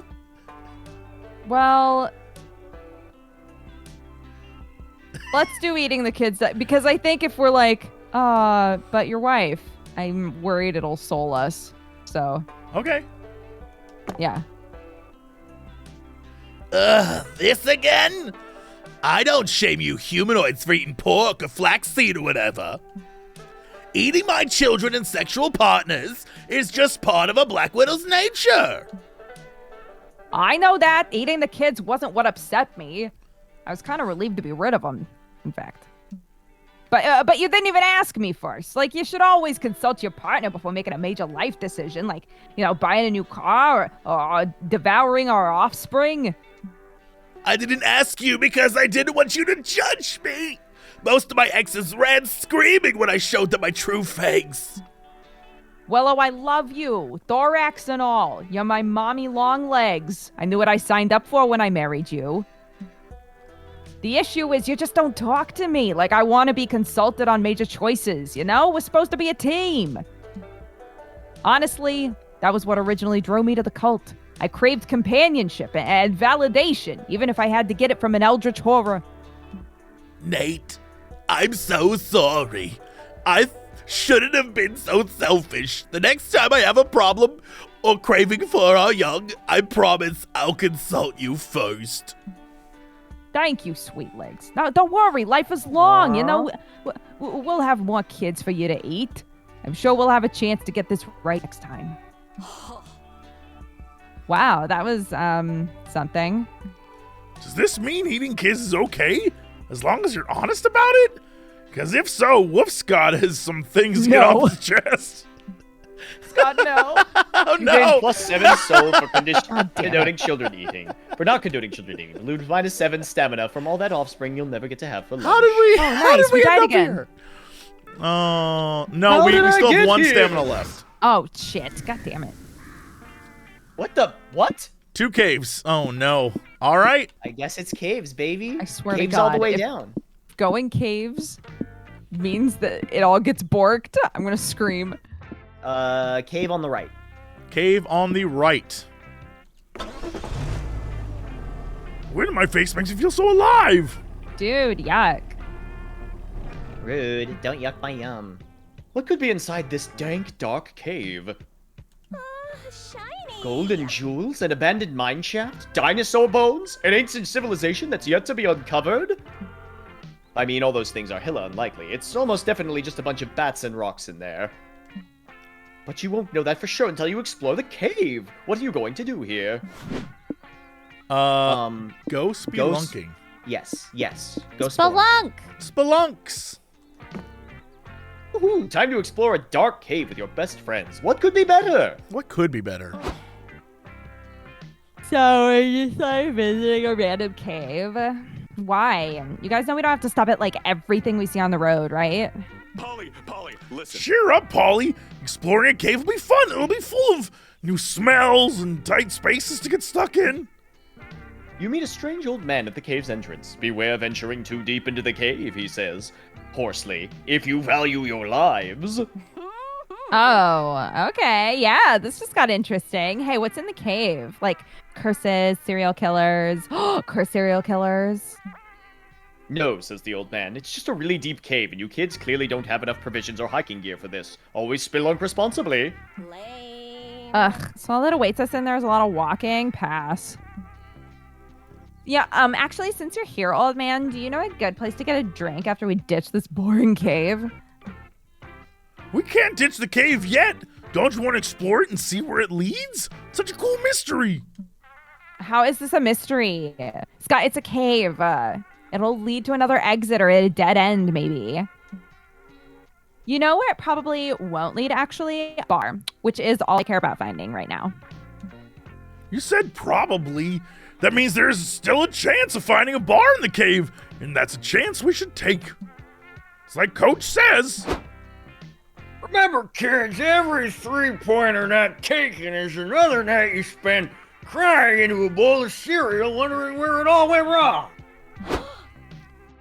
Wait, Coach said that? Is he? Okay. Does he need a visit from the Anaconda Friend Hug should we Club or whatever? go get the Anaconda? My Anaconda What? don't want none unless you got hugs, hun club? Yeah, that club, yeah. Who cares? We can worry about Coach after we've explored this cave. Oz. Fine, I'll do it. Just tell me how long this will take, and then I can, plan my boredom accordingly. Do the sensible thing. Just explore until you lose phone signal. Keep walking until Polly admits this was a fun idea. Okay. You begin your long walk, Polly stubbornly refusing to enjoy herself, but you're sure she'll surely cave in. Whoa! Wow, bros, this cave is amazing. Check out that rock. That looks like a butt. Nice. I've seen thicker butt-shaped rocks in my day. And look, there's a funny rat. It's doing a little twitchy dance. It's got some cute foam coming out of its little mouth. Oh, perfect. Hey, rabid rat. Do you know a good place to get a drink in this dumb cave? No? Figures. The rat stares at you quietly, then runs away. Paul, did you see that? The rat's clearly taking us to the fun part of the cave. Let's follow it. Oh, fuck my life. You follow the rabid rat through the dark, damp caverns for about half an hour. It's still not fun, but all of this walking is enough cardio to lose -7 Yes. stamina. There's 6. Yes. Hooray! Can we go back now? Or what? No, Polly, look. What the fuck? The rat has brought you to a part of the cave where a stand-up act is taking place. Since you walked so much to get here, you all decide to give it a try and stay. A couple hours later, you're back at the car. Well, it wasn't knee-slapping belly laugh comedy, but I must admit, it was a solid +7 hype stand-up routine. Time to stop at game over count 6. That to what? Oh. Where do I go? I guess it doesn't matter. Put me anywhere. Put me anywhere, Coach. What is this? This is strange, bros. Where is everyone? Weird. Noodles isn't even here. What happened to that little bro? I'm right behind you. There's something about this place that's giving me the creeps. Let's just sleep in the car and call it a night, yeah? Gotcha. And then I crammed in the car together. Whoa, that wasn't even the narrator. Something is off. Even the narrator's gone. Yeah, where'd he go? Week 10. Sure thing. Yo, Oh what? my god.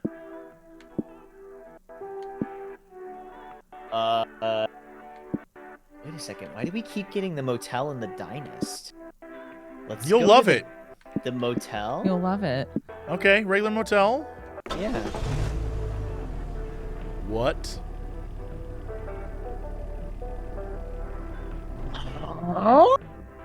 The road trip has gotten really exhausting. Maybe it's time to turn in for the night. Still, you suppose you have to do something before you sleep. It's almost like you don't have any choice. Get ready for bed.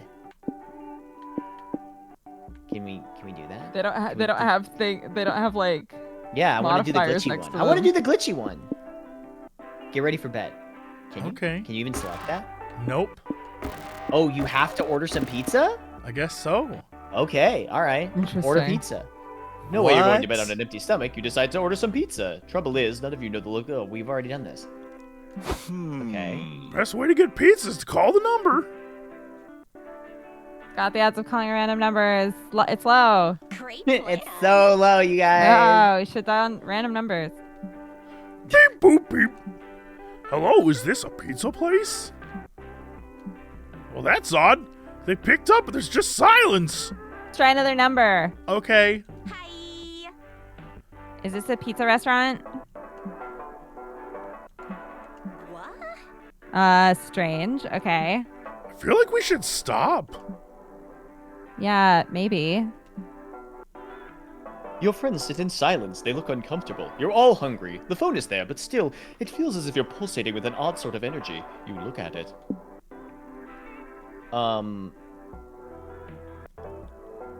You can't stop now. Dial Okay. random yeah. Let's go. Or with the ignore first all this and just one part where you one. Yeah, all eat let's pizza. move on to the part where we eat pizza. Just glitch. Just glitch You're all through. eating pizza. Incredible. Bros, this pizza's really good. Yeah. Fuck yeah, it is. It's just, when did we order this pizza, Polly? Oh no, they got King Crimson. You know, Scott, like a minute ago, and we were at the phone, and. Uh-oh. You're all eating pizza. Bros, like this pizza's really good. Fuck yeah, it is. You all eat pizza and question nothing about how you got it. It's pizza. Enjoy it and ask no questions. Plus 10 stamina and minus 10 mind. Oh, there we Yum. go. Another game over counter. New day, a new adventure. Oh, that cave has something weird in it. Yeah, what? Get in. Graveyard. All right, graveyard. Well, that was something. You stopped at a lot of graveyards in this trip. Is this like your thing now? Yes. Now that you think about it, this graveyard seems familiar. You sort of remember reading some of these gravestones before. Actually, no, don't think about that. It's road trip time! It's pranking time! Ignore that gut feeling that something is deeply wrong and pull a prank already! Oh, Spook people I've by got one posing as option. ghosts. Do you think that the reason this is happening is because we haven't won yet and we keep going and going and going? I mean, isn't that kind of a metaphor for life? We just keep going and going and going because we haven't won. Damn, dude. You get a moment alone with Yikes. Polly and Scott Yikes. and pitch your sheet ghost idea to them. They're immediately on board. You spy your first victim laying flowers on 3 graves. You sneak up behind the gravestones, wait for the right moment, and pounce! Boo. Oh, I'm a ghost. Close enough. The mourner seems unfazed, though. Oh. I think they can't hear us, buddy. Or even see us, for that matter. As you look at your cottonish? Cottonish ghost hands, you realize you're truly gone. You're no longer the center of your own story, but a witness to the world you've left behind. Huh? Oh, I don't like that. Something's wrong. Is this how your trip comes to an end? A game over of sorts? But life must continue, even if you are no more. Another start, a new journey in this never-ending loop of road trips. This catches you off guard. Life repeats, but now you're a quiet witness, a reluctant outsider. Life looks so strange when seen from the sidelines. It's you there, but it's also not you. Such a strange feeling. You look at your friends, they aren't talking anymore. Like you, they're quite quiet bedsheet ghosts, looking at these other versions of you. Of you all, the ones who get to go on wacky misadventures. In time, these alternate versions of you also reach the graveyard. In their ignorant bliss, they too decide to prank people by posing as ghosts. If only they knew. Is this it? Is this the kind of endless purgatory for the sin of a dumb prank gone wrong? No! You want it all back! You miss your life, your road trip, all the memories you were building together! But how? How can you break this weird curse? Use your newly acquired ghost powers to intervene with the living and stop them from making the same mistake you did. Take the bedsheet off and get your corporeal form back. It makes no sense, but it's so simple it has to work. Yeah, take the sheet off. That's it. You become an unghost. Dudes, what should we do? Yeah, take the sheet off. Just take the bedsheet off? Ugh, it's so dumb and it follows no real logic. It's almost like minus 10 9 worth of nonsense. Oh my god. But desperate times call for desperate measures. You tried to take the bedsheet off, but it weighs a ton. It's heavy, almost like it's carrying the weight off your bad choices. But you must persevere. You lift as hard as you can without your video game playing unmuscular body. You risk herniating a disc, but you don't give up. As the sheet finally lifts over your body and head, a blinding light surrounds you all, and then... a flash. When your eyes open again, you're you again! Corporeal body you! Well, except for Polly. You can feel... you can feel again your flesh, your bones, the plus 10 stamina flowing through your very tangible body. The other versions of you are nowhere to be found. Did they ever exist to begin with? God damn it. What a fucking trip. Yeah, bro. It was really weird seeing ourselves from the outside. But at least it allowed us to learn a valuable lesson. And we should never do a sheet ghost prank again? That I need to do more butt exercises because now that I've seen it from the outside, turns out my butt isn't buff enough. No. That we can't go through life taking it for granted. We have to savor every minute of it. Oh, okay. How do we save her life, though? Well, for starters, we can go get some milkshakes and, leave all this purgatory madness behind us. That sounds great! As you leave the graveyard, you can't help but wonder if there are more ghost versions of you out there, quietly looking at you in their own purgatory loop. Interesting. You hope they're okay. And what could it all mean? Haha, it's me. Wait a Okay, second. we got a cave, and then you'll love it. I'll love it. Let's go to the diner. I love Okay, it. You love it. This diner smells familiar. Have I peed here before? Yeah. Yes. God. 100%. Yes, 100%. The Dynast is as classy What as is going to back as you happen with expect this it to be. couple now that we're redoing this one? Yeah. It's going to be impossible for you to find a place to sit by yourselves. But for some reason, you feel like you already knew that would happen. You suppose this is the part where you choose someone to sit with. Couple. Seems like a couple therapy. Take a seat next to the highly unusual couple. The way they're shouting, you could have sat anywhere and still overheard their conversation. I'm just saying, you've changed. You used to be such a sweet, thoughtful man. That damn cold has made you insufferable. You're just jealous of the Brotherhood of Mahathra. You never have anything nice to say about my new friends or hobbies. Who are these people? I don't think players will click on them if they're just two random strangers. No, it's so meta. We better if we reused a character from a previous game that hasn't appeared in this one yet. That might work. Let's try a reappearing character thing. Huh? You take a seat next to a highly unusual couple, though the way they're shouting could have sat anywhere and still overheard the conversation. What's it gonna be? Oh no! I'm just saying, you've changed. You used to be such a sweet, thoughtful fairy.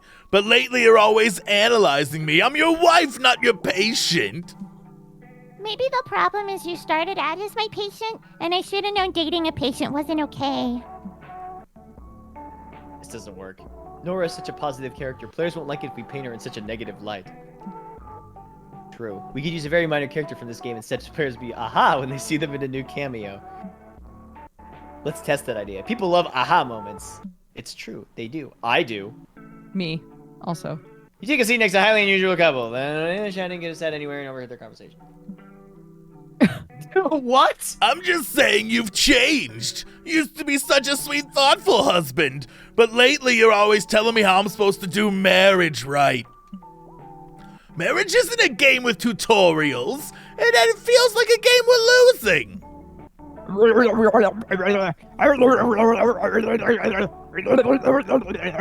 Exactly.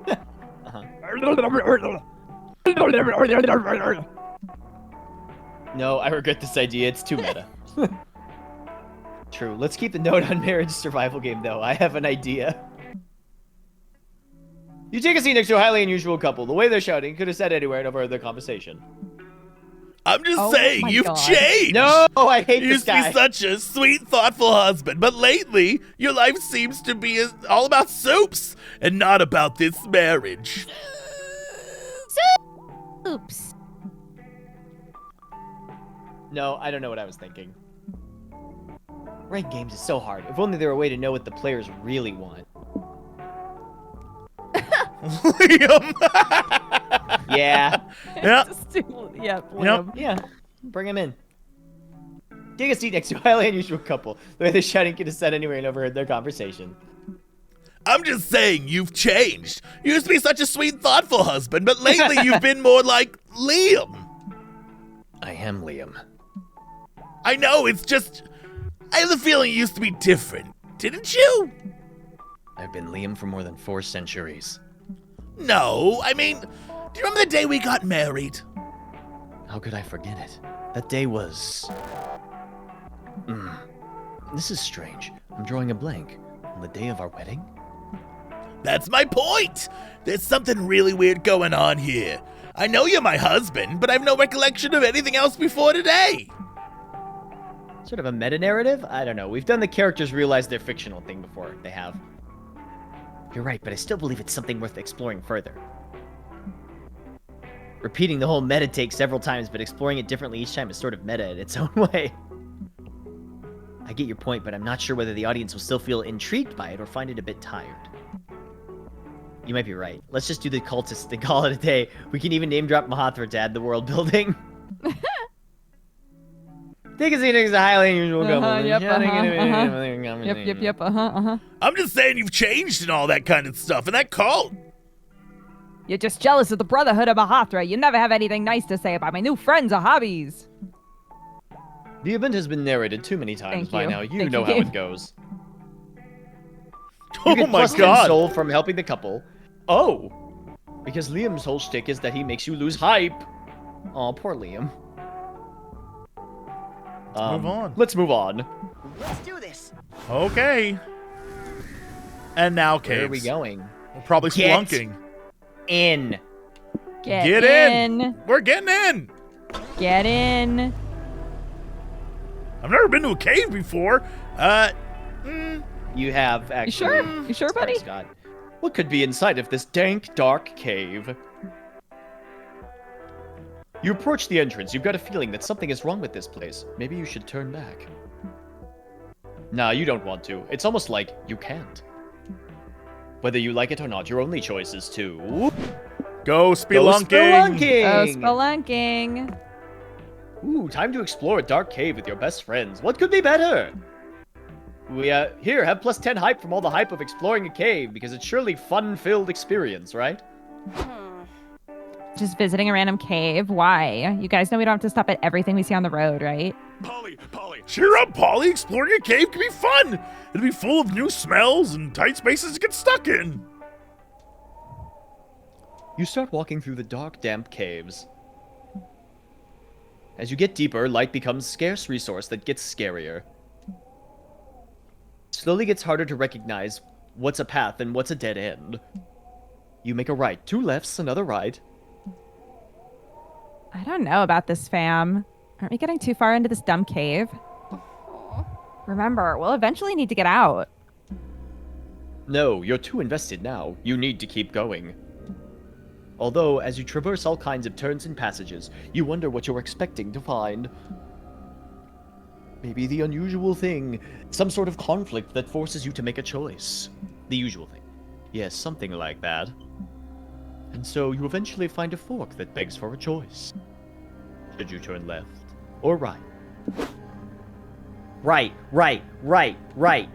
I mean left. No. You what? Whatever. What the fuck? Usually the options you have to choose from are more, how would you put it, colorful. Left or right? It feels a bit basic. But oh well. On to the climactic outcome of the situation. Climactic outcome happening now! The cave just keeps going. You're definitely not used to this. And then...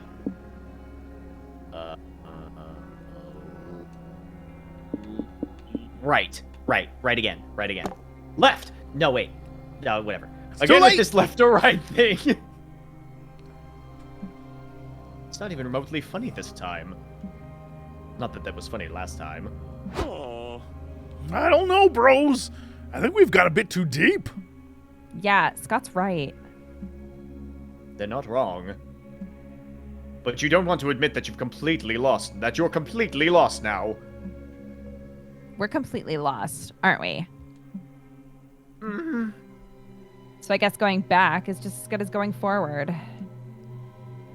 Ugh.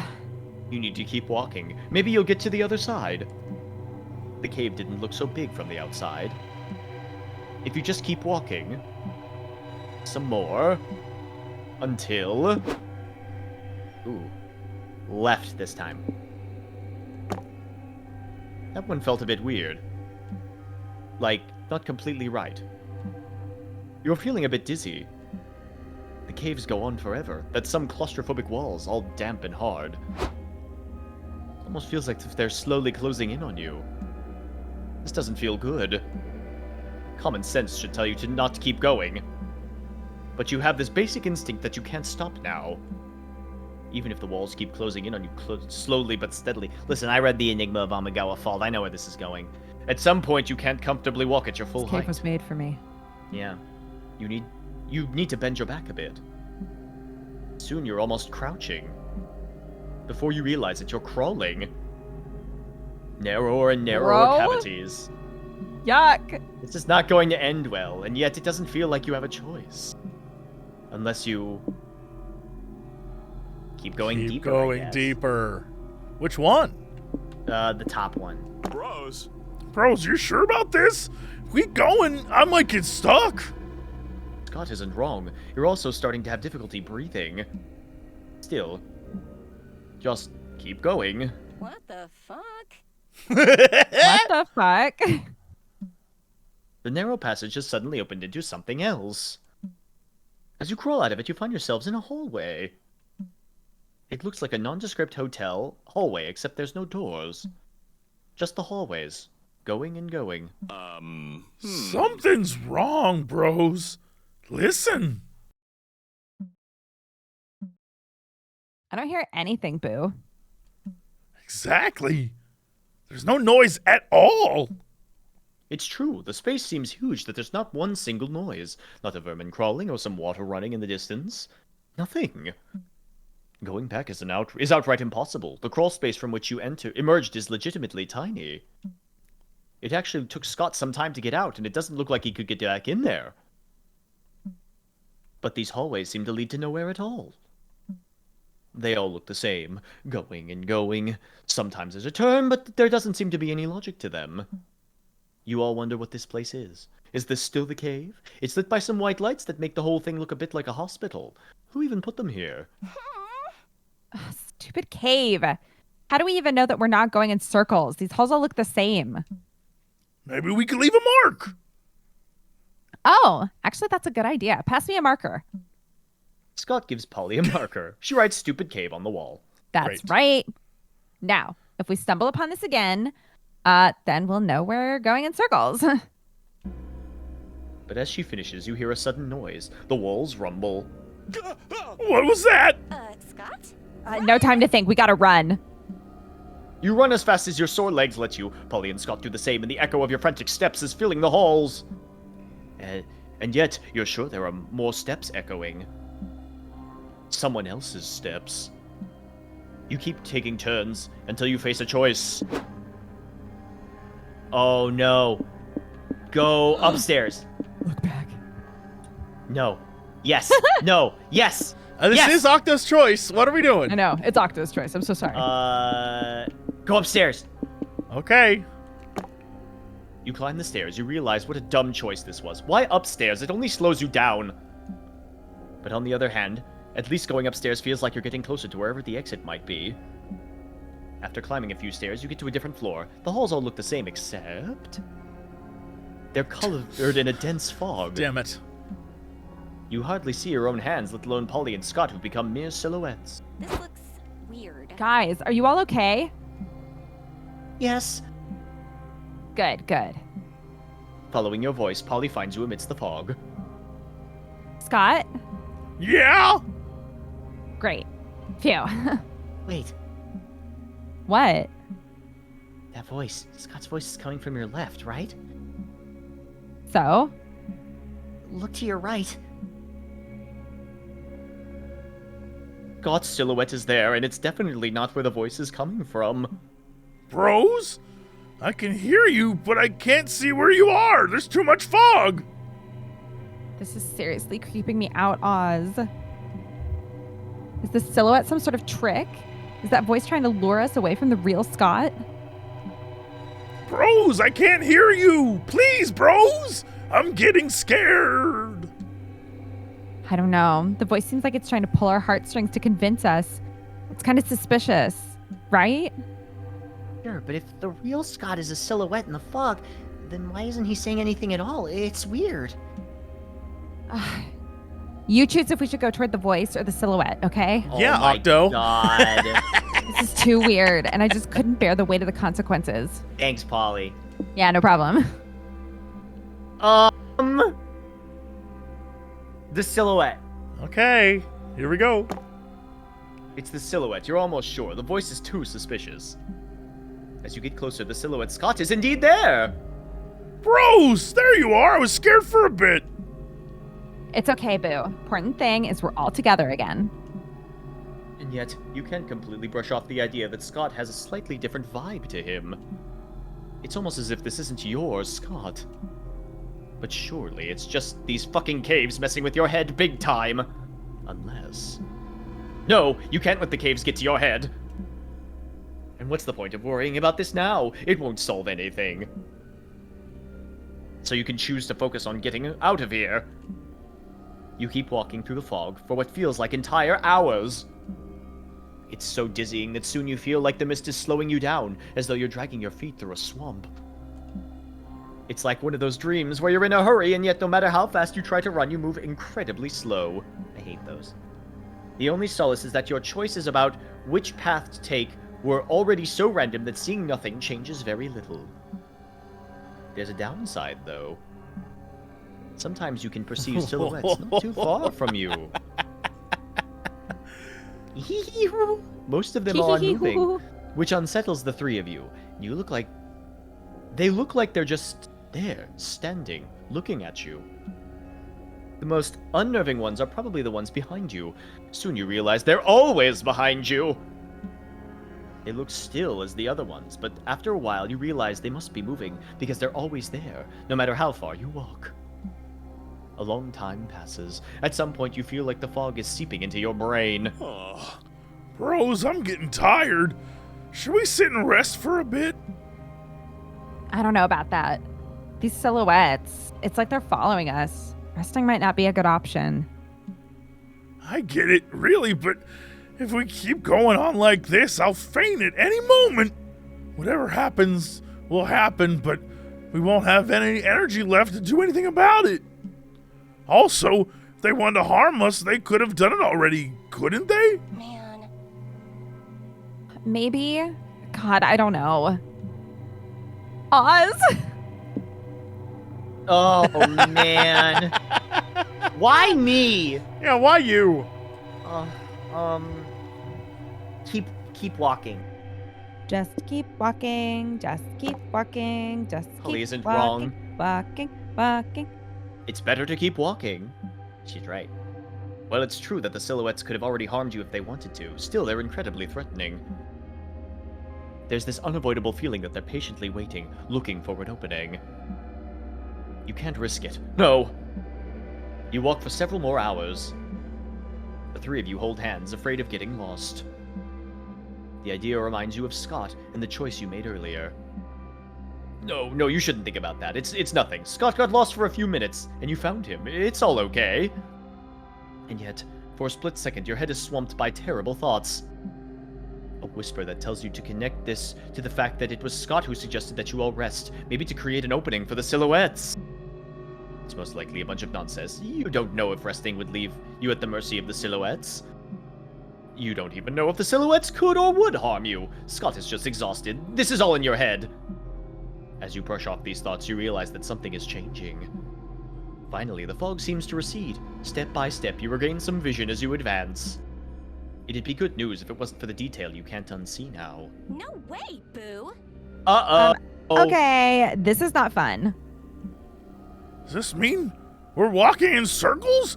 You said if we stumble upon the sign you left, that's what it'd mean. No, Scott, this means this place is definitely deeply fucked up. Well, now we know we're totally surrounded by a stupid cave. The stupidest cave.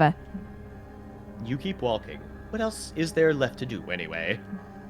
You walk, and walk, and walk. After a while, doors start to appear. You keep walking through the countless doors, down different halls.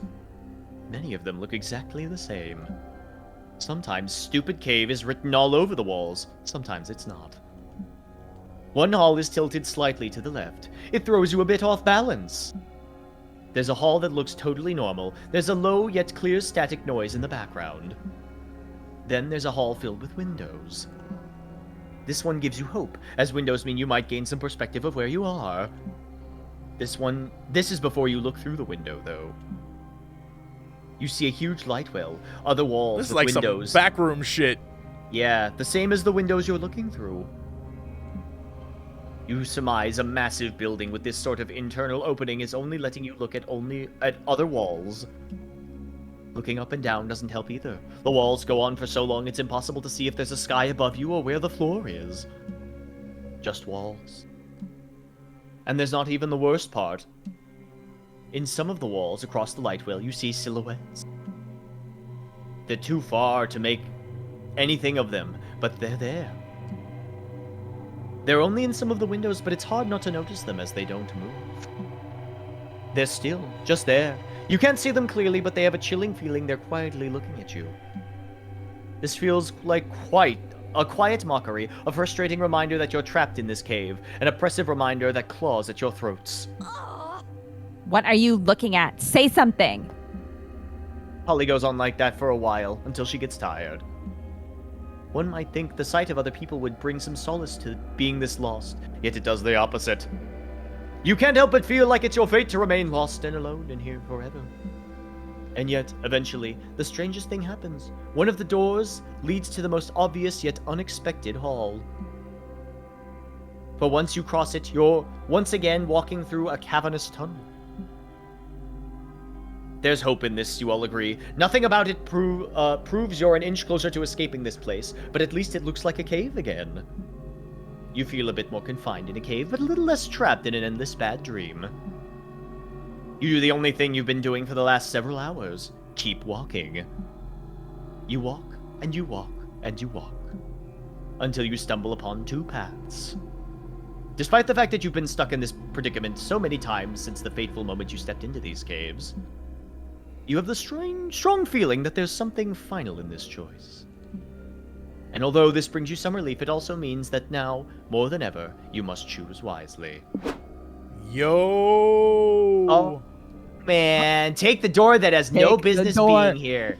Take the door. Take the door. Take the door. It says Polly on it, I just realized. It does. Are we sure? Yeah, look, it even has your name on it. I'm not sure if that's a good thing, buddy. This looks exactly like my bedroom door from when I was a kid. Like, the resemblance is uncanny. This cave has been mocking us for hours and hours now, but this feels personal. It's impossible to stop yourselves from not losing -10 mind from this malicious twist. Ooh. But as off-putting as the door is, its strange nature lures you in strongly. Want to go first, Polly? It's your door, after all. I guess it makes sense for me to go first, right? Right? She opens the door and immediately freezes up. This is my childhood bedroom, you guys. Ah! But how? It's not even in this realm. My room, if it even still looks like this, it should be in the human realm. Polly is so shocked, but she doesn't realize the other key details. For one, there are windows. And these windows aren't like the windows from before. No, these windows lead to a calm, beautiful night sky. Cautiously, the three of you enter the room, mesmerized by the stars, lured into the promise of a reality outside the caves. You wonder if what's outside the window is truly the outside. You're still inside the caves, aren't you? Like Polly said, her old room isn't even in this realm. As you walk closer, the door behind you closes. Bang. The noise is almost imperceptible, too low to truly disrupt the dead quiet of the night, but loud enough to make you turn around. In doing so, Polly notices another significant detail. There's a small lump under the bedsheets, only a fraction of what must be the back of a head sticking out. And unlikely as it sounds, there's only one explanation that makes a sliver of sense. No. The back of the head moves gently, the peaceful cadence of someone breathing as they sleep. What the fuck is this? I want to leave, guys. I won't let this cave mess with me anymore. Let's leave. You follow Polly as she goes back to the door, disturbed but ready to take the stairs, but there are no cavernous tunnels beyond the door anymore. There's a muted gray hall. The entire hallway seems to be made entirely of hard, solid concrete. Only one thing disturbs the absoluteness of the cement, papers and sticky notes hanging in messy displays on the wall. You get a closer look. It's Polly. There are sticky notes filled with tidbits about Polly, stuff like ghost that's a party animal.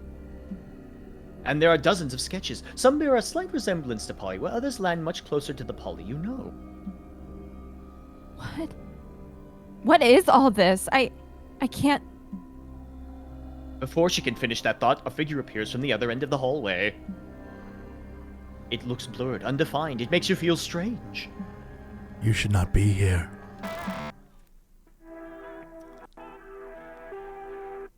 Oz, why didn't you stop? There were some caves over there. Oh, but we visited some caves recently, didn't we? You guys know we don't have to stop at everything we see on the road, right? Yeah, I don't know. It's what we do. Sure, but like, so what? This isn't some game with unavoidable rules. We can just not stop there. What are we going to do there anyway? Wander around the cave until we get lost? Doesn't sound fun, buddy. Come on. I'm sure next stop we find will be way cooler. Oh, okay. You drive past the caves. As you pass the cave entrance, you can't shake off a strong feeling there's something intensely off-putting about the cave. You can't stop looking at it. You feel like you were there recently. Or you're inside there right now, even as you look at the entrance. It's time to stop. What? All right, send me somewhere, baby. Finally, a rest stop. I need to lie down for a bit. These last few days have been so intense. Empty? Again? What if we turn around? We might just be going in the wrong direction. I don't know, buddy. Maybe we can't find another place that's less fucked up. But if we turn back, we know for sure there's a bunch of fucked up places waiting for us. That's true.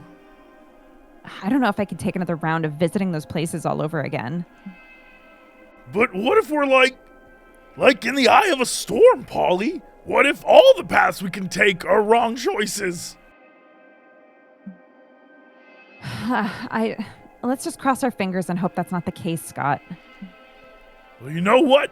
Even if it is, at least we're together, bros. Yeah, you're right. Let's just hope we're not in the eye of a fucking storm. So should we keep driving forward then? Yeah. Yeah, let's do it. Perfect. Better get some rest then. Yeah, tomorrow might be a long day. And so you all go to sleep. You try not to think too much about all this.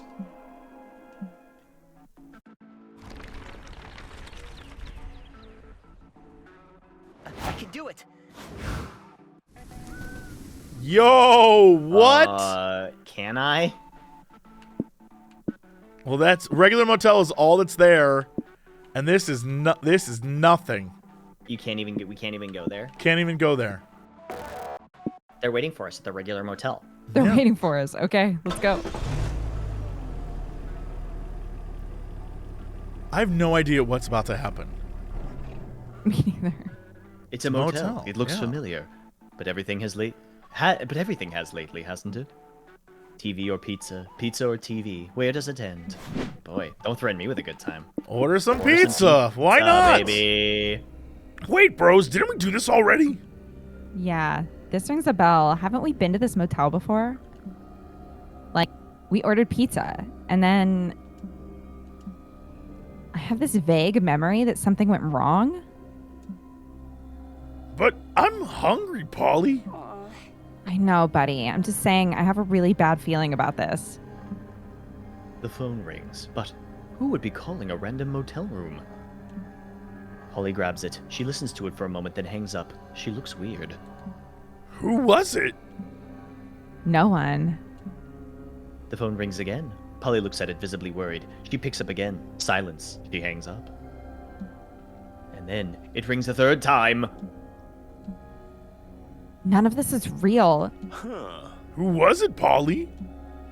No one, Scott. It was no one. Look, just let's not use this phone again, okay? I'm sorry, buddy. I tried. It's okay. You end up doing nothing in your motel room. The whole vibe is off. Polly looks incredibly unsettled. This all comes to an end when suddenly someone vehemently knocks at the door. Pizza! The pizza! Maybe it's the pizza! Thanks, Scott. Scott, we never ordered pizza. You all look through the peephole. Oh, you go to look through the peephole. It's pizza. It's a pizza delivery. Yay, pizza! No, don't open it. You check the peephole again. There's something strange about this. I think something's wrong with this whole pizza thing. Polly, no! Pizza is never wrong. Yeah, he's right.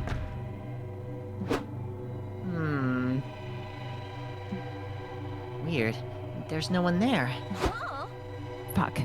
The only way out is through that door, right? Maybe there's a window in the bathroom? We should check. You're starting to get anxious yourself. Uh-oh. What? Nothing. I think Polly is right. Scott, go check the bathroom for windows, could you? Gotcha! They knock so hard the door finally gives in. You rush to latch the door chain.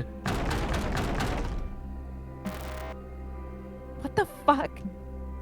There's a strange, intense noise coming from outside. They're trying to force the door open. Some arms sneak through, scratching the walls. It's not a pretty sight. Yo! Oh my god. Be not afraid. Let us in. Uh-oh. Scott, how's that window thing going? Scott? None of this is real. None of this is real. Uh-oh. Oz, why did you stop? There was a motel over there. Or why didn't you even? Didn't we, though? I feel like we stayed at that motel. No way! We just drove by it. I know, but yet... Look, something just feels incredibly off, guys. Like, it doesn't feel right. Buckle up. Here we go. Zoom, zoom, zoom! Zoom, zoom, zoom, guys. Hooray! What a fun regular Back to the fucking motel. motel. Look, another motel. No, it can't be. Yo. I can't believe we fucked up so royally the first time we played through this. You are at the motel. You have always been at the motel. The time for choices is over. Come on in! Come on in! God. A motel. We just visited a motel recently. Nah, bro. We visited, We visited something, I'm sure of that. Yeah, buddy, I think we visited a motel. No way, we remember that. I know, but God, my memory feels so foggy. I have this nagging feeling like we've been in this motel before. Agree to disagree. Sure. Well, look, in any case, the thing that's bugging me now is how deserted this place is. Did you notice? Like, there's no one here, not even staff. You look around. The motel is absolutely empty. Strange. Not only that, have you noticed it's super quiet? You're right. Hello? Is anyone here? Hello? God, this is so odd. Man. I don't have a good feeling about this, guys. I'm not feeling well either. What do you mean? I don't know. Something feels off, bros. Like inside. Yeah, I feel that too. It's weird. It's like it's coming from your very core, right? Ugh, God, I don't like it. Maybe it's this place. Let's just leave, okay? I think I've had enough of this motel anyway. You all go back to the motel entrance. When you get to the main hall, there's someone there standing, waiting for you. You need to stop. Uh-oh. Ah! Who are you? Just stop. You're pushing this too far. Reset the loop, and everything will be back to normal. Let's just leave, Polly. I'm not feeling okay. Things have been off lately. Was it you? Are you the one doing this to Scott? No. You are doing this to yourselves, and if you keep pushing it, it will only get worse. Worse? Worse? What do you mean? Just stop. Vicky, why didn't you stop? There was a... Maybe it's a good thing we didn't stop. Yeah, maybe. I don't know why, but I don't have a good feeling about that motel. Uh-oh. Right? I don't feel good anyway. Something feels wrong. Oh, this seat is comfy. Let's Yo! go, gang. Time for being young and unafraid is over? Yeah, okay. I don't Spooky high feel school. right. It's time for spooky high school, guys. Yo. What is happening? Well, you're only supposed to drive until you either lose or reach your destination. But you're not doing either this time. We didn't count on you going for longer than 8 weeks or so. So I imagine the game is starting to malfunction because you're pushing it to its limits. Game? Ah, yes. This is all a game. I guess there's no point in hiding it now. You've come to this very same realization yourself a few times in the past. It always disrupts things a bit. What? Sorry. This is probably a tad overwhelming. Normally the loop ends and resets and everything goes back to normal. The problem now is that you're not ending the loop. Some other loops have even been created by these errors, and they are now overlapping with this one. You're overtaxing the system, and the malfunctions are spreading exponentially. I don't know. Fuck up your resources. Reach your destination. Just end the loop, okay? Bro, we would love to. Yeah, we're trying to. You're sticking us, dude. Yeah, we've actually screwed ourselves by playing this version with the game over counter. Technically, we should have lost 9 times now. Yeah. But I think that this only happens if you have the game over counter, right? No, we are cheating right now to show people what happens if you make it through to week 9 without game overing and without ending the game. Oh, interesting. Yeah, I thought that this was happening as a result of No, the game over you counter game overing enough times that the game is like, okay, you're cheating. I Yeah. see. Interesting. Maybe, I mean, we technically are cheating and we're not ending the game. But players have in the past tried to go as long and hard as they could without ending the game. Interesting. Wait, so if this is a game, does that mean you are Yes. okay? And we just keep going on the road trip and repeating loop? Yes, you do. What's the point of everything? Why? I don't even know where to start. It's okay. I can imagine this is a lot to take in.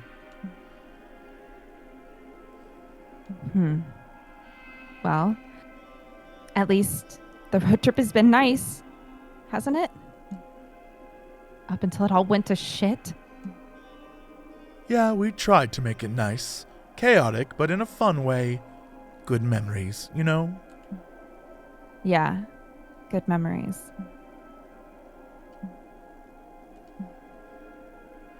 Well, the sky looks nice tonight, doesn't it? I guess it does. Yeah. Time to go to school. Spooky Academy, the place where it all began. Do you ever miss it? The chaos, the laughter, being young and unafraid? Too bad. But the most important question is, what is the school doing here in the middle of nowhere? Something's off. Ooh, class. I guess Oh. we have to, right? Okay, That's the only one we can so select. class, auditorium, or gym? Guess we gotta go class. It's the only one lit up.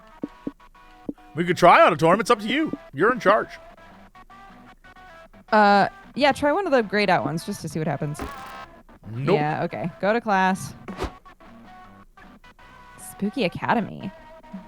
Oh no, we drove to our school? That makes 0 sense. Okay, Spooky Academy has never been in the middle of a desert. Are we sure? Maybe it was always in the middle of a desert and we never realized it. No, I'm pretty sure it wasn't. Maybe Spooky Academy is branching out throughout the country. I highly doubt it. Okay. This is weird as fuck, so come on. Let's look around and see what this is all about. You roam through the halls until you finally enter a classroom. The teacher hasn't arrived yet, so everyone's chatting amongst themselves. There's one weird thing happening. Or 2 things, to be exact. All right. I hereby call this meeting of the Prankmasters to order. Prankmaster Dog. Here? Oh, that's the old It's the old versions of them. Yeah. Prankmaster Geist. Present. Great. Okay, so our first order of business, Operation Prank the Teacher. What the fuck? Polly, look! It's us! Whoa, it's so weird to look at yourself from the outside. We looked different back then, didn't we? So strange. That's the strange part. As you discuss this anomaly, the other Prankmasters have dismissed a plan to poop on the teacher's desk. They've apparently moved on to potential manslaughter. Oh, Miss Lestrade is a vampire, right? So, like, why don't we open the blinds? And then when she comes in, she just bursts to dust. Oh boy, that'd be such a good prank. That's why we are the Prank! Masters. With a Z! With a Z! With a Z. Men don't budge, though. Remember this. That's good. Now I realize murder wouldn't be a nice prank after all. Not so fast, buddy. Look over there. It's Hazel. What are they doing? If I recall correctly, they're becoming a minister? Yeah, to consecrate the room, right? Yeah. Your other selves chant some prayers and draw a bunch of crucifixes on the chalkboard. Just as Miss Lestrade finally arrives, it turns out vampires can enter a consecrated room. They just burn to ash immediately afterwards. As Crazy Martin, the werebear janitor, cleans up the mess, the other Polly and other Scott approach the other you with very serious looks on their faces. Dude! That was. Totally awesome! Whoa, that was not very nice. That's gross. It wasn't very Yeah. nice, was it, Polly? That isn't a word I'd use to describe the prank, no.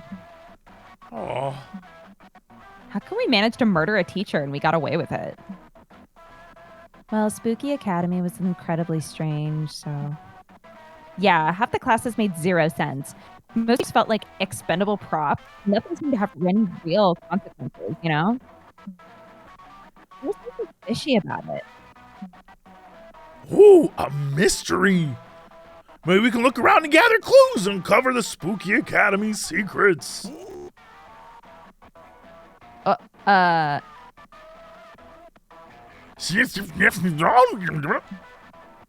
Whoa, what was that? Whatever it was, I am not a fan. Let's hope it was a one-time thing. Bros, I don't feel good. I think I'm gonna... Scott, What? you look different. Have you lost weight? Oh, gosh. Gained weight? Yeah. I think we gotta leave. Like, whatever that was, it was not good. Yeah, go before it happens again. With a Z. With a Z. Sure, buddy. All right. Uh-oh. What the absolute shit is this? Cool, I guess we're going there. Fuck is that? We're going there. What the fuck is that, Blaze? What is happening to Scott? It's hard to tell. The system is using most of its processing power to deal with all of these malfunctions. My guess is Scott is subconsciously forfeiting most of his internal processes so the system can deal with this whole mess. He's a good boy, isn't he? Yeah, that's Scott for you. But as a result, he might be running his core process and character cornerstones only, becoming the simplest expression of what Scott is meant to be. Character cornerstones. Well, characters are a complex thing. You develop one cornerstone first, a sort of thematic pillar. Then you build a few more. Then it's a snowball effect. The character starts to get fleshed out from all those pillars. And thus, Scott is slowly regressing to his main cornerstone. What would that be? I guess you'll find out if you all keep going. Uh-oh. Is he in danger? Or... No, I'm quite sure things will go back to normal once we solve all this malfunctioning. But all you need to do is end the loop, Polly. Bitch, I'm trying. You get out of the car and look at this building? Huh? What is this place? It looks like Polly. Yeah, it does. Maybe it's Polly's house then. No, I've never seen this place in my afterlife, which makes it 10 times creepier. Sports aphorism that doesn't really relate to this situation. What? Scott is getting worse, man. Hey, you okay, buddy? Hooray! I guess that's a yes. So, Ollie, do you want to check this place out? It makes sense that you make the choice this time, right? Look, I'm not entering a weird-ass place sculpted in my image and likeness. You all enter this sort of sanctuary of Polly. It's full of long halls and big chambers, all made of beautiful marble. There are statues of Polly everywhere. What? The statues look like Polly. Yeah, they definitely do. They even come with little stories. Wait, what do you mean? You go to where Scott is, close to a statue of Polly playing chess. He's not wrong. There's an inscription on the plinth. Polygeist and chess. One of Polly's traits is her passion for and mastery of chess. This serves two main purposes. First, it builds lore, especially toward her relationship with her mother, Nadja. It's a different way of showcasing a mother-daughter relationship, as we discover chess is how Polly connects with her mom, despite having such different personalities. Second, it aims to add more depth and texture to the character. Polly is one of the smartest characters, even if she rarely displays this intelligence in conventional ways. She often messes with other characters, effectively outsmarting them in a chaotic way. But by being bubbly and a part animal, she's often still judged as not that smart. A later reveal of her more stereotypically intellectual passions invites us to reflect on our own judgment of the character. Polly! The person they talk about in this story has the same name as you! Yeah. Yeah, she does. The other statues depict what you could call other basic traits of Polly's. Oh my god, The has next the font regressed? Has it? The next Is the chamber font is different? filled with statues Sorry? of Polly with different people. I can't tell. The inscriptions on the plinths seem to talk about Polly's relationship with the other person. Look, Polly, it's us! Polly and Scott, the prank masters. With a Z. Polly and Scott have a deep, sincere friendship that's fueled by their shared positive demeanor. Hijinks often ensue due to Polly's penchant for chaos and Scott's lack of better judgment. They have a bimbo-himbo vibe. Fair. Together, they're the prank masters. With a Z. They pull practical jokes that can be either dumb or incredibly dangerous. This is both a recurring gag and the root of some significant events. Check general lore for more information on the prank masters, consequences of their actions, and the origins of the organization. With a Z! Yes, honey, with a Z. Bimbo and himbo. I like this story. Yeah, me too. So this is such a weird trip. You keep walking through the halls. One chamber is completely empty. There's just one golden plate on a wall. It reads, "That's how I died." Polly's catchphrase, a lighthearted joke used as standard reply when someone talks about anything that could be remotely deadly. Polly will diffuse or recontextualize the conversation by answering, "That's how I died." The catchphrase is simple, it's silly, memorable, and it defines Polly better. She's someone who can joke around, even about her own death. Ultimately, a lot of gravitas is added by the fact of her death being profoundly tragic. The reveal aims to be a character-defining twist that throws a new light on every time she's made the joke. This can be read as a mechanism to suppress a dark memory, but it proposes a definition of Polly as someone who can endure the worst and still come out on the other side smiling. This is starting to be a bit too much for me, guys. Oh no, what's wrong? I don't love being psychoanalyzed by a bunch of statues, you know? Ah, right. It's just like what Coach said once. Memory of something Coach said that's somewhat related to this situation in a dumb, absurd way. I think I'm gonna throw up, bros.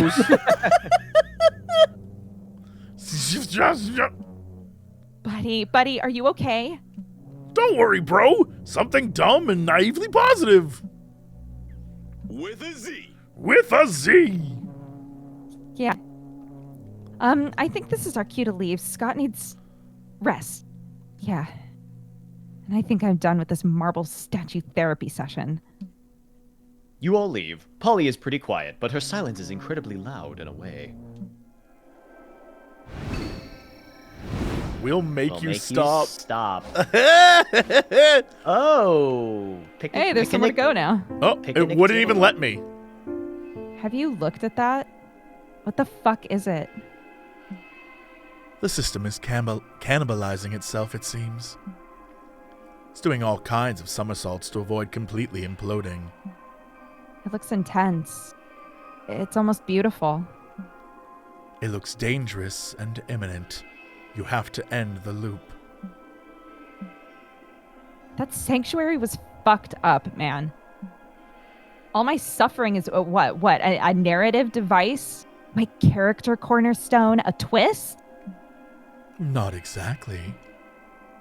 The way I wrote you, your tragedy isn't supposed to be your cornerstone, Polly. If anything, it's what comes next. How you always choose to embrace life, no matter what curveball it throws you. First of all, that's pretty cheesy. Second, it's all nice and positive, but it still stings when you're on my end. I'm not arguing with that. But you know conflict is also a part of fiction. Why are we even arguing anyway? What's the point of these conversations? You know, if all of this is just code and script? Look, I'm not going to pretend there isn't a script behind all this. There is one. But when you create a character, it soon grows past its cornerstones. It's almost as if you've set them free. Yes, I do write your words, but while writing you, I also wondered to myself, what would Polly do? What would she say? It's like an object you've set into motion, you know?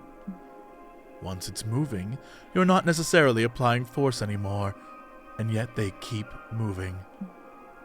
I can imagine where you may be headed, but ultimately, I don't entirely know. Like a road trip, where you don't know what destination you're headed for. Oh, shut up. My point is, you can be fictional and still, in a way, be real.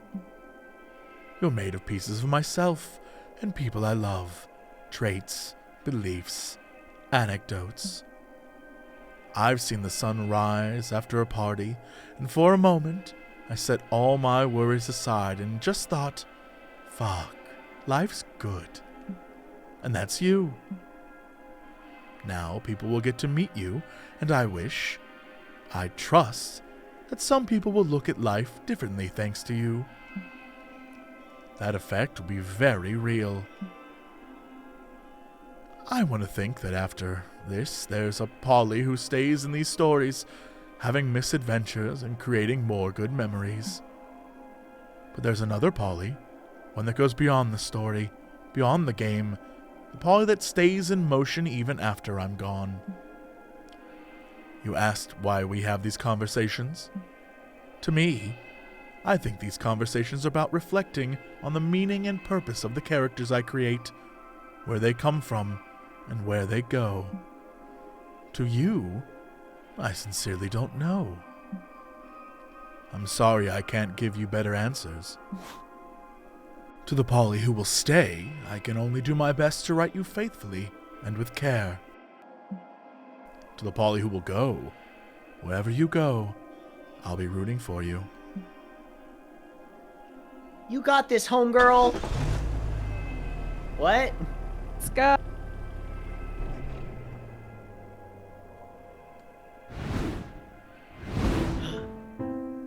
Okay, so this is it. Should definitely reset the loop. Otherwise, well, it looks like everything might go to shit. So, pretty much. I mean, God, look at poor Scott. He's clearly at his limit.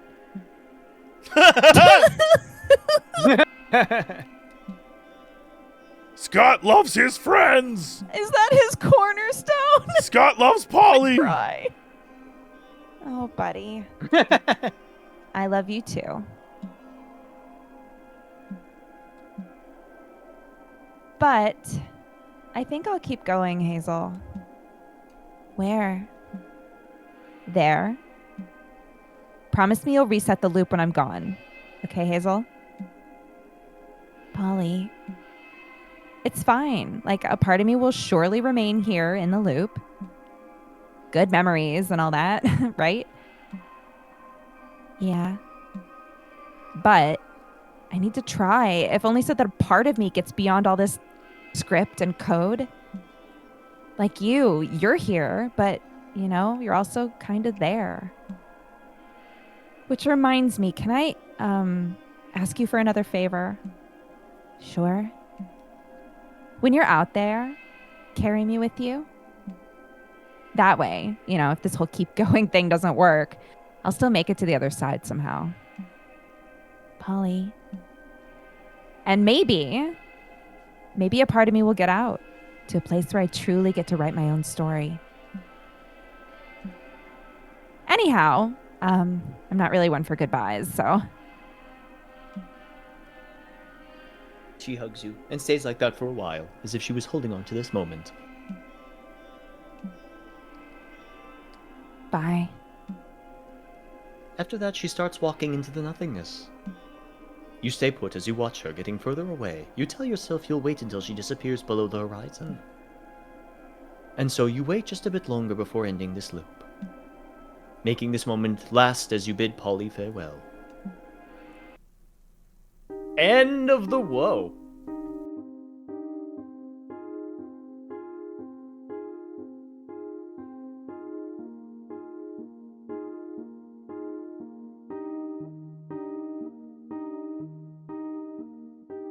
I am that smiling girl you met at some party night, filled with possibilities and made of hurricane. I took your hand and you felt old and bereft of air, as you realized it was so hard to keep my pace.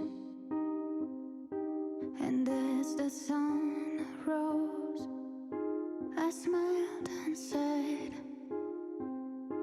let's dance again, just one more time. And still some think that I'm a fool, 'cause my endless smile. But truth is, it is not my thing to parade my smarts. I am the one who loves and laughs, 'cause I choose to see the light in everyone, because you see,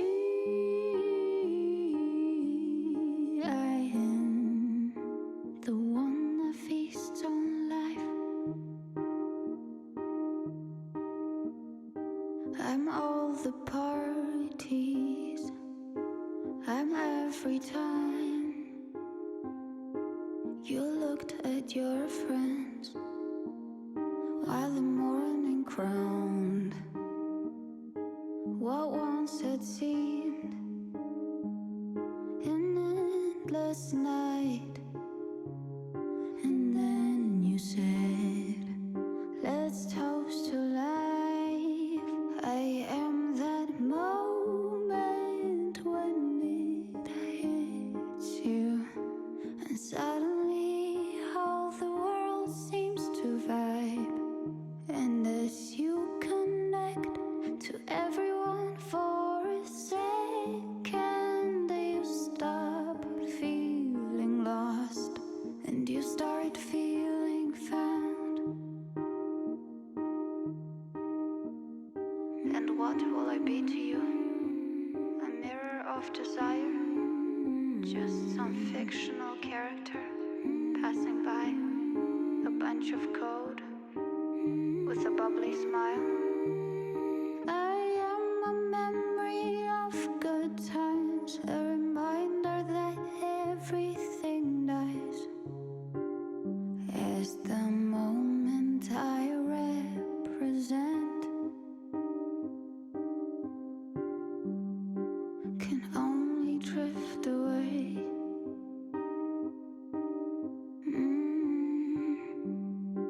Can only drift away.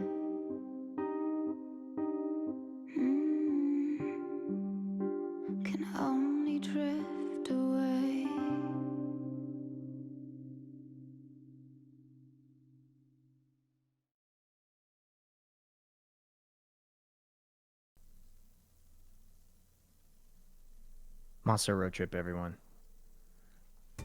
I need you to understand, first off, Yeah. oh my god, she's on the title screen. Oh, wow. Yeah. And I was all smiles that entire time. I've never been so impressed with this team. Nice. That was super cool. I was not. Yeah. I like that. Like early on when things started to glitch, they sort of. I mean, the whole thing was looking at the fourth wall, right? But like, Right. I liked the point where they were like, "Haven't we done this before? Yeah, but you can do it in different ways, or like you can do it to like talk about a different thing." And in the end, it really did talk about a totally different thing than I expected, which is cool. Yeah. Let me ask you a question. What happens if you went up the stairs instead of Polly's room? God, I'm so curious. Good question. I was wondering guess about that. You'll have to play the DLC to find Gotta out. play it yourself. Yeah. Reminder, you need to unlock the new content. So get on that, and then once you've done it, you must go to settings, customize, and say that you want to do end of the road. There's a big warning. Read it. There you go. And I'll leave it at that. Anyway, thank you two for playing with me. Of Thanks for course, having I'm so us. glad we did. Yeah. Look at that. What fun, exciting adventures we went on. The question is, what fun, exciting adventures will you go on? Yeah, that's how you sell it. What do you know? On your own Monster Road Trip. Yeah, I don't know if it was obvious or not, but in case you didn't know, all of us do voices in this game. That's true. It's true. In the Monster Prom games in general. So Yes, you might that is hear very true. people In who the are suspiciously recognizable In the MCU, that's the Monster Prom cinematic universe. Right. right. The MPCU. Yeah. The P is really small though. It's like Right. It's like an M squared, but it's a P. Yeah. Right. Yeah. Yeah. Even though it's the end of the road, Uh-huh. there's so much more coming. You have no clue. Oh, hell yeah. Be on the lookout for all the good goofs. And see you next time. Bye, everybody. Bye bye.